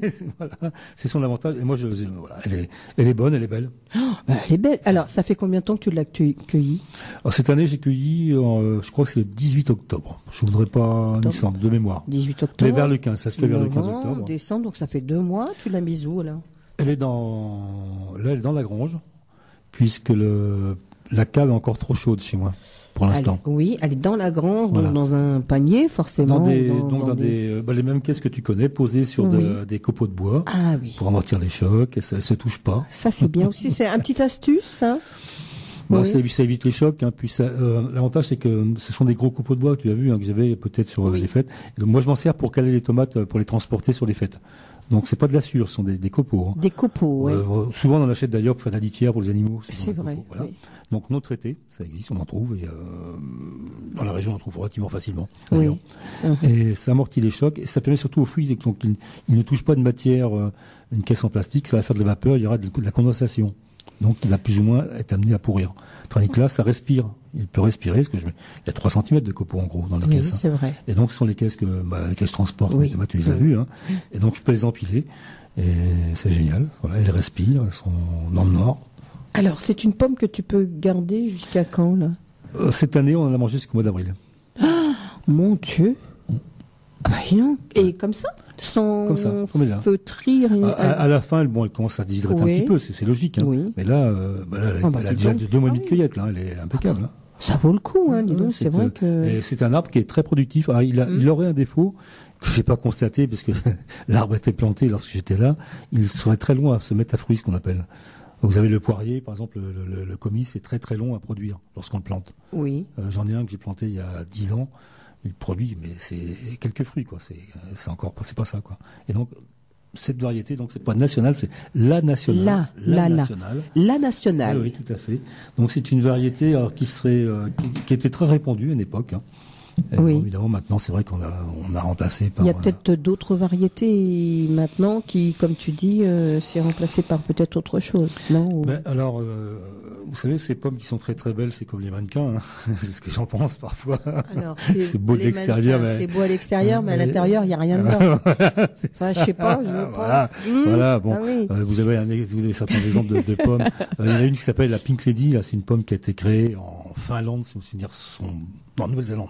On a bêtises, Nouvelle-Zélande, qui est magnifique. C'est la pomme qui passe à la cire, qui est cirée. Ah oui. D'ailleurs, la France est un des rares pays au monde qui utilise encore cette cire chimique, qui est interdite partout ailleurs, qui est extrêmement dangereuse. Alors, ils vendent ça pour la rendre plus belle sur les étalages, c'est ça? Elle est plus attrayante. Oh là là. Alors que celle-ci, tiens. Voilà. Elle est pas belle, la pomme. Bien sûr qu'elle est belle, la pomme. Hein. Mais tiens, voilà. Alors. Et donc, en plus, la Bono, la nationale, voilà.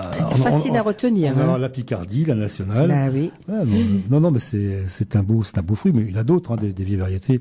Bon, vous avez la rainette qui est très ancienne, vous avez les rainettes, il y en a pléthore. Hein. Rainette, oui, la boscope, la rainette. Ah oui, la rainette, c'est vrai c'est une belle pomme. C'est une pomme, par contre, que l'on consomme tout de suite après l'été. Hein. Elle se conserve pas. Elle se conserve pas. Tandis que celle-ci, se conserve. C'est une pomme de conservation. Ça, c'est ce qui est intéressant. Et oui, l'arbre n'a pas d'alternance, ou très peu. Moi, alors, justement, si vous voulez, c'est en ce moment pour on peut planter. faire le trou. Vous pouvez préparer un petit peu votre plantation pour recevoir justement le pommier, la nationale. Hein, janvier, février, mars, je pense jusqu'au mois de mars. Hein, mais là, vous pouvez le faire. Hein. Alors, lorsqu'elle est décrite, on dit qu'elle est rouge. Alors, j'aime bien le mot rouge écarlate. C'est vrai qu'elle est... une partie rouge écarlate, c'est vrai. Non, et par contre, la chair est plus ou moins jaune Elle est très très très sucrée et beaucoup de jus. Et puis elle est très très bonne. Hein. Voilà. Alors, moi j'en fais des compotes aussi. Puis bon, c'est un arbre qui produit énormément. J'ai essayé de connaître son âge par l'ancienne propriétaire. Elle me dit, moi je l'ai toujours vu. Donc elle approche des 80 ans. Donc cette dame-là, tous les ans. Ah oui, c'est un arbre. Oui, il a subi justement avec les orages. Il y a eu une branche qui a été cassée. Oui. Bon, il est un peu déséquilibré au niveau, comment dirais-je, silhouette. Bon, tant pis. Hein. Oui, c'est pas grave, c'est naturel ça. Dans la forêt, les arbres ont des branches qui se cassent. Et exactement. C'est comme ça. Un arbre, ça vit, ça meurt. Oui. J'aimerais pas qu'il meure parce que, franchement, en plus, il a une magnifique floraison. Du fait qu'elle est tardive, elle n'est pas attaquée par le gel, par rien. Oui. Elle est vraiment magnifique. Comme j'ai des ruches, effectivement, comme il fleurit après les autres, ça permet d'étaler la production de miel. En plus. Oui. Voilà, cet arbre, pour moi, a beaucoup d'avantages. Et alors, en plus, il a un avantage, c'est qu'on peut le cultiver jusqu'à 800 mètres d'altitude. Alors, 800 mètres d'altitude, pour un pommier, c'est pas mal déjà. Généralement, 800 quoi ? Jusqu'à 800 mètres d'altitude. En moyenne montagne, au Massif central, par exemple, on peut le faire. Ah oui, d'accord. Voilà. Alors, Pascal, vous en avez qu'un, je suppose. Vous n'avez jamais pensé, justement, en mettre un autre en parallèle ? Alors, j'ai un copain qui greffe. Parce que... On peut greffer ?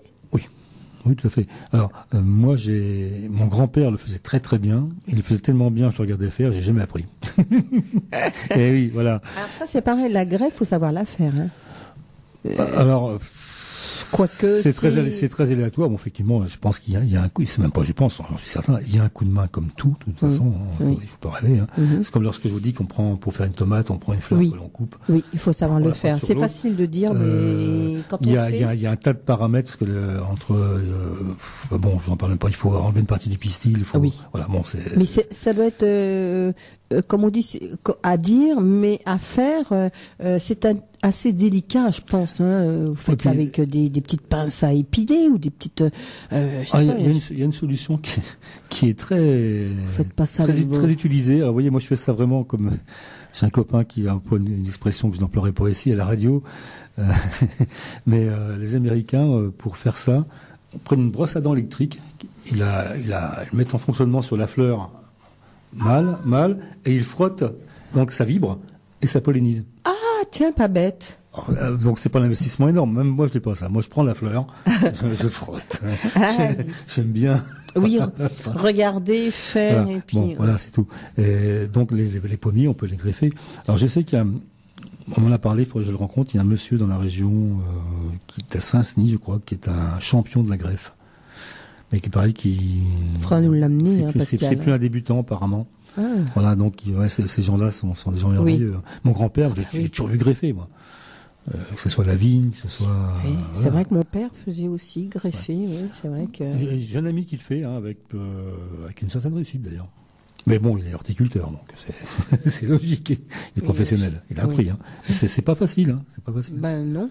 Non. Voilà. Mais alors, on gagne du temps par rapport au pommier ou quoi c'est par rapport au semis, parce que là, donc, apparemment, c'est ce qu'on appelle un semis spontané, c'est que la personne a pris une graine de pomme, après elle a fait sécher un peu, la mise ou en pleine terre ou en pot, parce qu'à l'époque, j'étais pas là-bas en 1800 quelque chose, parce que si la première production a été remarquée en 1871, donc c'est un arbre qui a dû être semé en 1855, 1860. Parce que la première année, le pomme il était haut comme ça. Donc, d'accord. Voilà. Bon, peu importe. Mais il est vrai que... Et en plus, si vous tombez sur une pomme dont la fleur a été pollinisée par une autre variété qui est plus puissante que c'est au niveau génétique, je parle. Toujours les gènes récessifs et les gènes dominants. Vous pouvez avoir une variante. Voilà.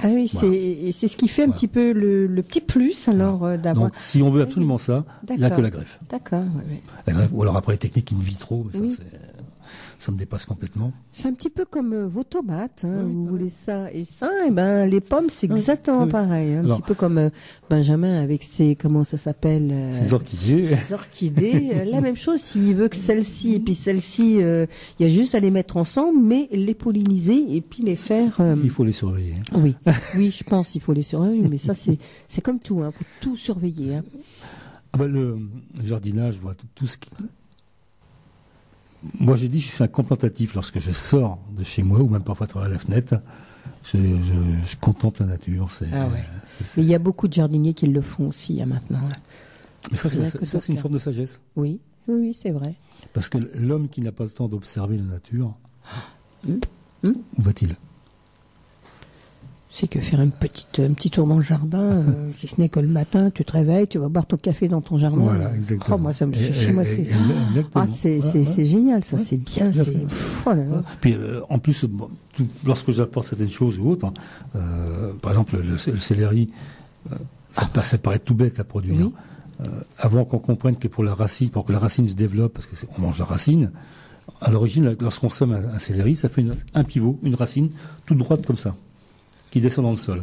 Donc, qui ne vient pas renfler. Oui. Donc, c'est pas intéressant à consommer les moins grosses. Donc, normalement, les anciennes variétés, comme celle-ci, on les repique plusieurs fois et on coupe le pivot pour pas qu'il se développe, pour qu'il y ait des petites racines. Ah, d'accord. Comme on voit ici, il y en a plusieurs. Ah oui, c'est vrai. Alors qu'origine, il y a un pivot. Ah oui. Bon, maintenant, il y a des variétés récentes qui ont été transformées ou améliorées. Voilà, c'est tout. Mais donc, la personne qui, un jour, a découvert, a compris qu'il fallait couper plusieurs fois la racine pour qu'elle devienne grosse, il l'a observé avant d'arriver là. C'est vrai. Il y a du temps. Voilà, il y a de la passion, il y a de l'observation, il y a toutes ces choses-là qui fait que, voilà, je suis arrivé à ça, mais il y a 6 ans, 7 ans, 8 ans que je le fais. Et puis même, certains, c'est beaucoup plus que ça. Oh, oui, bien sûr. Et souvent, d'ailleurs, on fait des découvertes par accident. On commet une erreur. Oui. Et puis on dit, tiens, après, finalement, c'était pas si mal. Et oui, on s'enrichit de nos erreurs. Voilà. On s'enrichit de nos erreurs. Et la nature, en gros, elle fait des erreurs, mais elle ne les. Mais c'est quand même, des fois, c'est vrai, et c'est bénéfique parce que justement de ces erreurs-là, on en retire un bien-être, quelque chose. Tiens, finalement, j'ai pas voulu le faire exprès, mais c'est comme ça. Oui, puis parfois on part sur une idée, puis on a l'effet contraire ou l'effet nul, ou peu importe. Et la nature, je pense que dans la nature, les végétaux, les animaux, il y a des choses qui se produisent. Ah oui. Et puis ils font avec, ils composent avec, et puis ça devient autre chose. Voilà, cette année, j'ai une variété de tomates qui s'appelle la Green Bomb. Donc elle appelle la bombe parce qu'elle a une forme de bombe. Elle est oblongue. Et j'ai eu sur un pied tout un bouquet, il y a 5 fruits dessus. Il est en forme de cœur de bœuf, encore difforme. Donc c'est pourquoi, je ne sais pas. La même couleur, tout est exactement pareil, le même nombre de loges et tout. Donc bien sûr, j'ai gardé les graines de ces fruits-là. Et là, je repars pour 7 ans pour voir ce que ça va donner. Mais peut-être que dès l'année prochaine, elle va revenir en forme de bombe. La nurserie, elle est partie et là, pour 7 ans. Peut-être que ce sera une erreur sur une année. Oui, peut-être c'est une erreur qui va perdurer, puis qui sera toujours là dans 100 ans, dans 200 ans, parce que la nature a décidé que ce jour-là, elle serait comme ça. C'est ce que j'allais dire, le temps fait aussi, parce que, comme disait Benjamin, c'est vrai que l'année 2016 n'a pas été... c'était bizarre. Un jour, il fait beau, un jour, il pleut, un jour, il fait froid, après, il fait des canicules. C'est vrai que là, ça fait aussi beaucoup sur le jardin. Alors, c'est énorme. Par contre, ça a un avantage. Ça endurcit les variétés. Les variétés apprennent à se défendre contre les extrêmes, parce que la preuve, il y en a quand même qui ont traversé. Quand on voit cette pomme, elle est passée. Quand on voit ce panais, donc, que je n'ai pas arrosé. Donc, si la racine fait 40 cm, il est long, il fait 40 cm. Vous avez quand même de la bonne terre, et puis peut-être que votre terre, vous l'alimentez aussi. Mais il y a ça aussi qu'il faut voir aussi. Oui, mais le végétal par lui-même, donc, comme je n'arrose pas, il a dû se développer à un moment où il faisait sec, et la racine est devenue très très longue parce qu'il voulait de l'eau, il a cherché l'eau. Oui, ça fait au moins 50 cm, ça. 40 facile. Quelque chose, oui, peut-être 50. Oui, facile. Donc, effectivement, c'est tout bénéfice pour nous, parce qu'aujourd'hui, on a un panais qui est très long, donc on en consomme beaucoup plus que s'il faisait 10 cm. Oui. Mais donc, la nature s'est arrangée, le panais s'est arrangé pour aller chercher l'eau. Voilà, c'est simple comme ça. Mais moi, de toute façon, je suis pour laisser la nature faire. Voilà. Sous surveillance, moi. Oui, c'est vrai qu'il faut aller regarder tous les jours.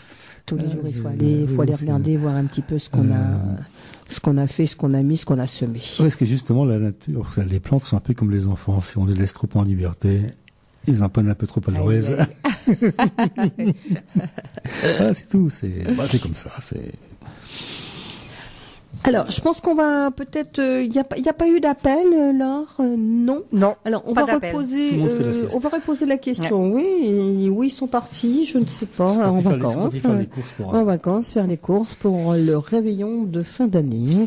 Voilà. Donc 03 44 75 3000 si vous voulez gagner des graines à semer chez vous. Donnez-nous la réponse à laquelle Pascal va vous formuler la question. Alors, la pluviométrie qui a été constatée donc en France cette année, donc en 2016,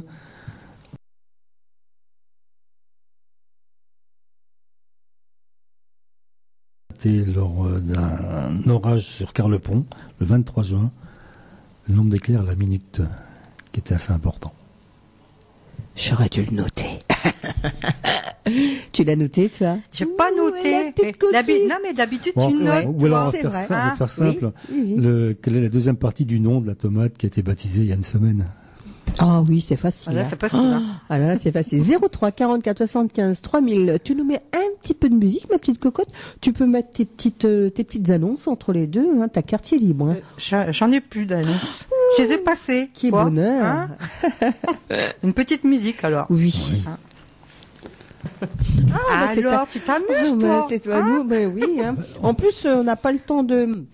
Même pas le temps de finir ta pomme. De chômer parce qu'il nous reste même pas 3 minutes pour terminer. C'est vrai que parce qu'après on rend l'antenne. On sait qu'on a quand même des impératifs et que toi tu dois prendre l'antenne après pour continuer ou alors pour l'interview de Ludo. Oui, voilà. Donc là c'est vrai. Alors Pascal, je te laisse terminer avec une bonne petite soupe d'hiver. Oui, alors c'est une soupe que je prépare l'été à base de tomates, d'oignons et de bouillon de volaille. Alors, de tes tomates, hein? Oui, tant qu'à faire. C'est quand même plus simple. On va pas se gêner, hein. Quand je récupère des graines, j'ai la chair, donc oui. Voilà. Mais tout le monde a des tomates dans le jardin ici. Oui. Donc c'est très simple. C'est des tomates pour 1 kg de tomates, de chaque tomate, 300 grammes d'oignons qui sont revenus à la poêle. Oui. Et on met les tomates à cuire dans 1 litre le kilo de tomates, les 300 grammes d'oignons, dans 1 litre de bouillon de volaille. Alors, bouillon de volaille, il y a 2 façons d'en faire. Oui. C'est ou t'as la volaille. 2 poules, on les met dans 10 litres d'eau et on fait un bouillon avec, ou alors des bouillons cubes. Oui. J'ai essayé avec des bouillons cubes, ça marche aussi. C'est moins puissant en goût. Puis, bon, voilà, c'est pas pareil. Et donc, c'est une soupe que je mets en bocaux. Et qui, c'est très simple. Si on est en retard un soir, en plus les enfants adorent parce qu'elle est relativement sucrée avec les oignons. Ah oui. Les oignons frits, c'est sucré. Et donc j'en fais des dizaines de litres, un coup de mixeur dedans, en bocaux, une demi-heure à bouillir. Et j'aime beaucoup. Et comme tu dis, c'est prêt tout de suite, c'est fait maison, et voilà, t'as pas le temps de cuisiner, voilà, au moins t'as ta soupe pour ce soir. Donc elle est très simple, 1 litre de bouillon, 1 kg de chair de tomate, 300 grammes d'oignons, sel bien sûr si l'on veut, oui. Voilà, et autres. Alors on peut l'agrémenter justement de servir d'un peu de crème fraîche ou d'un peu de beurre. Oui. Voilà, pourquoi pas. On va pas gêner, c'est les fêtes, hein. On est tout maigrissons, voilà. Nous on a besoin de grossir un petit peu, parce que il faut des calories, il va faire moins 5, hein. C'est ce que j'allais dire, oui. Il va y avoir de la neige et tout va faire froid, hein. Du moins 3, moins 4 demain, après-demain, ou attention. Oui, puis, non, mais là c'est. Oui. Froide, c'est une très bonne soupe d'été. D'accord. Aussi. Froid. Oui, c'est vrai. Alors, ce qui est très très bon, c'est ils font ça dans le sud, ici on fait un peu moins, on prend des tomates, 1 kg de tomates, 300 grammes de fraises, on passe au mixeur, rien d'autre. 300 grammes de fraises dans 1 kg de tomates. Qu'est-ce que c'est bon. Oh là là, une mélo à la bouche. Des soupes à essayer, ça. Oui, exact. Froide, très froide. Oui, c'est vrai. Ouais, c'est très très bon. C'est une forme de gazpacho en fait. Oui. Mais c'est pas du gazpacho. C'est bon. Oui. Mais c'est simple à faire. Exactement. 1 kg de tomates, 300 grammes de fraises, ou de framboises, pourquoi pas. Des petits fruits rouges. Mais tout ce qui est simple, c'est bon. Ouais, un coup de mixeur. Cal, tu nous parles un petit peu de ton petit... Alors, des essais de mâche en plaque. Comment on peut appeler ça, c'est vrai, avant, pendant et après? Alors, donc, comme tu as vu, j'ai apporté une plaque de Smith qu'on appelle, donc c'est une plaque qui comporte 104 alvéoles. Alors donc, la mâche, c'est une salade d'hiver, on est bien d'accord. Oui. On est en plein dedans. Oui. Alors j'ai fait plusieurs essais, donc en pleine terre c'est bien, mais il faut désherber, on sème trop serré, parce qu'on a tous tendance à semer trop serré parfois. Donc je me suis dit, je vais aller semer en plaques donc de semis. Alors celles-ci sont des alvéoles qui font 4 cm de profondeur sur 2,5 de diamètre, en gros. Je remplis de terreau de semis. Hein. Oui. L'avantage du terreau de semis, c'est qu'il est chauffé, donc il n'y a plus de graines qui lèvent, autres. Ah oui, aussi, oui, parce que des fois... du terreau de semis bio, je prends. Hein. On en trouve facilement dans les jardineries. Enfin, jardinerie, plutôt coopérative agricole. Bio ? Oui, bio. Ah bon, d'accord. D'accord. Oui. Mon gros regret, c'est qu'il vient pas de France. Il vient d'Allemagne, comme si en France on savait pas faire. Ah bon, c'est quand même malheureux. Voilà. J'ai posé la question, on m'a dit non, on n'en trouve pas. Voilà, donc, et il faut absolument du bio si tu fais avec... moi je préfère bio, mais non, on peut faire qu'un terreau... D'accord, un terreau normal. Oui, tout à fait. Les tarifs sont pratiquement équivalents. Le terreau que tu fais chez toi, c'est bon aussi ? Ah oui. D'accord. Donc dans des plaques alvéolaires, remplis les plaques, je mets une graine de mâche par plaque. Une graine, donc dis donc tes graines elles sont petites hein, quand même, hein, une petite graine, donc c'est ça, hein. Tu prends avec... Alors moi je le fais à la main, il y a des personnes qui font avec des petits semoirs pneumatiques, c'est-à-dire on appuie sur une pipette et une graine sort à chaque fois. Ah. C'est pratique. Ah oui. Moi je n'aime pas, j'aime bien avoir le contact de la graine. Parce que je fais pas de grosses séries, moi généralement hormis pour la mâche ou autre. Donc je les sème. Quand c'est élevé, donc j'en ai 2 exemplaires. Oui. De la mâche qui est élevée, qui a 4 feuilles. Je défais les petites mottes, je les sors de la plaque. Hein. J'essaie de bouger. Alors je vais essayer d'expliquer un petit peu. Ah oui, voilà, comme ça tu vas t'approcher un petit peu. Donc là. Donc sur la plaque, là vous avez la mâche qui est élevée, qui a même oui, pas 15 jours. Donc elle a 6 feuilles. Donc il y a la motte qui est très humide. Oui. Voilà. T'arroses ? T'as arrosé quand même. Oui, j'ai arrosé pour la sortir. Sinon. Elle a combien là ? 3 semaines. Ah oui, quand même. Oui, 3 semaines. À peine. 3 semaines, oui. Donc, tu as fait ça au mois de novembre ? Ah oui, parce que je l'ai fait, je sème dans mon laboratoire. Oui, oui. Il gèle pas. Mais en tunnel, la mâche, elle est vraie, en semant. Il n'y a pas de problème. Il y a des mâches, il y a des variétés qui lèvent l'hiver, il n'y a pas de problème. Comme des salades de laitue, il y en a qui lèvent en jour court. Ça existe. Donc, je sors toutes les petites mottes. Avec un rayon noir à 3 dents, je tire. Oui. Et l'avantage de cette plantation, donc là maintenant toi tu as une plante entière qui n'a aucune feuille abîmée. Oh, alors attends, là je la coupe comme ça et je la mange. Oui. D'accord. Et tu peux regarder dessous, il n'y a aucune feuille abîmée. Ah ben oui, hein, on mange tout là. C'est ça, donc je fais au rayon noir une petite tranchée que je tire, moins profonde que la hauteur de la motte, ce qui fait que quand je les remets en terre, la motte dépasse un peu du sol et la mâche se développe sans toucher la terre. J'arrose une fois, c'est tout. Et ça donne ça là. Alors là en ce moment tu manges de la mâche ? Ah ben oui. On va aller manger chez Pascal. Le gros problème de la mâche, c'est que lorsqu'on la nettoie, il y a beaucoup de pertes et c'est fastidieux. Tandis que là, je coupe. Oui. Elle a avec une. Il n'y a plus de terre, il n'y a rien. Ah oui, exactement. Voilà. Juste à la nettoyer un petit peu, il y a au moins une vingtaine d'œufs. On m'a dit oui, mais c'est facile de repiquer des milliers de mottes. On est à 4 à la maison, avec les mâches, là, elles font 12 cm de diamètre. Avec 15 mâches, on fait une salade pour 4 personnes. Facile, hein. Oui. Ah bah oui, hein. Donc, comme j'en ai semé 4000, mais on n'est pas obligé d'en faire 4000, vous en faites déjà 1000, vous vous amusez. Déjà pas mal. Et je vous promets qu'à repiquer au rayon noir, lorsque vous tirez vous repiquez vos 1000 plantes de mâches en moins d'une demi-heure. D'accord.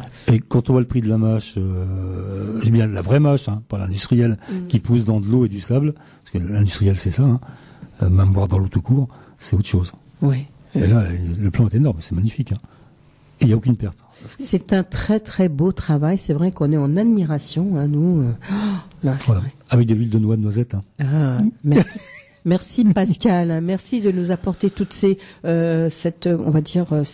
passion, c'est vrai que ce partage de tout ce que tu fais, parce que on sent, on voit que tu aimes ça. Là, ce soir, tu nous as fait cet après-midi, tu nous as fait vraiment plaisir, un grand plaisir avec ton partage de choses que tu fais chez toi et que tu veux partager à travers l'antenne de Radio Puisalène. Alors, à savoir quand même que on est une antenne qui t'écoutait sur trois fréquences, 70 km à la ronde. Je pense que tu as été bien écouté, là, au-delà. En tout cas, mon plaisir est de partager, justement. Parce que lorsqu'on fait quelque chose, on ne partage pas, quel est l'intérêt ? Si vous avez un tableau de maître, c'est pas la peine. Vous le cachez dans une cave. Oui. Et oui. Il est fait pour être regardé. Exactement. Ça sert qu'à toi, et puis c'est tout. Puis en plus, non. Je peux comprendre, mais je veux dire, moi, c'est pas. Ça n'apporte rien. C'est pas mon fonctionnement. Merci Pascal.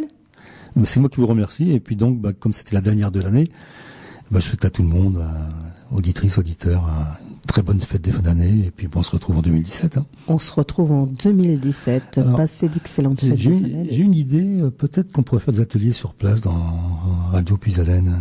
Il n'y a pas de problème. De semis, justement, autre chose comme ça. Ah oui. Moi, je suis partante. Ça pourrait être intéressant. Parce qu'en plus, le matériel est très simple.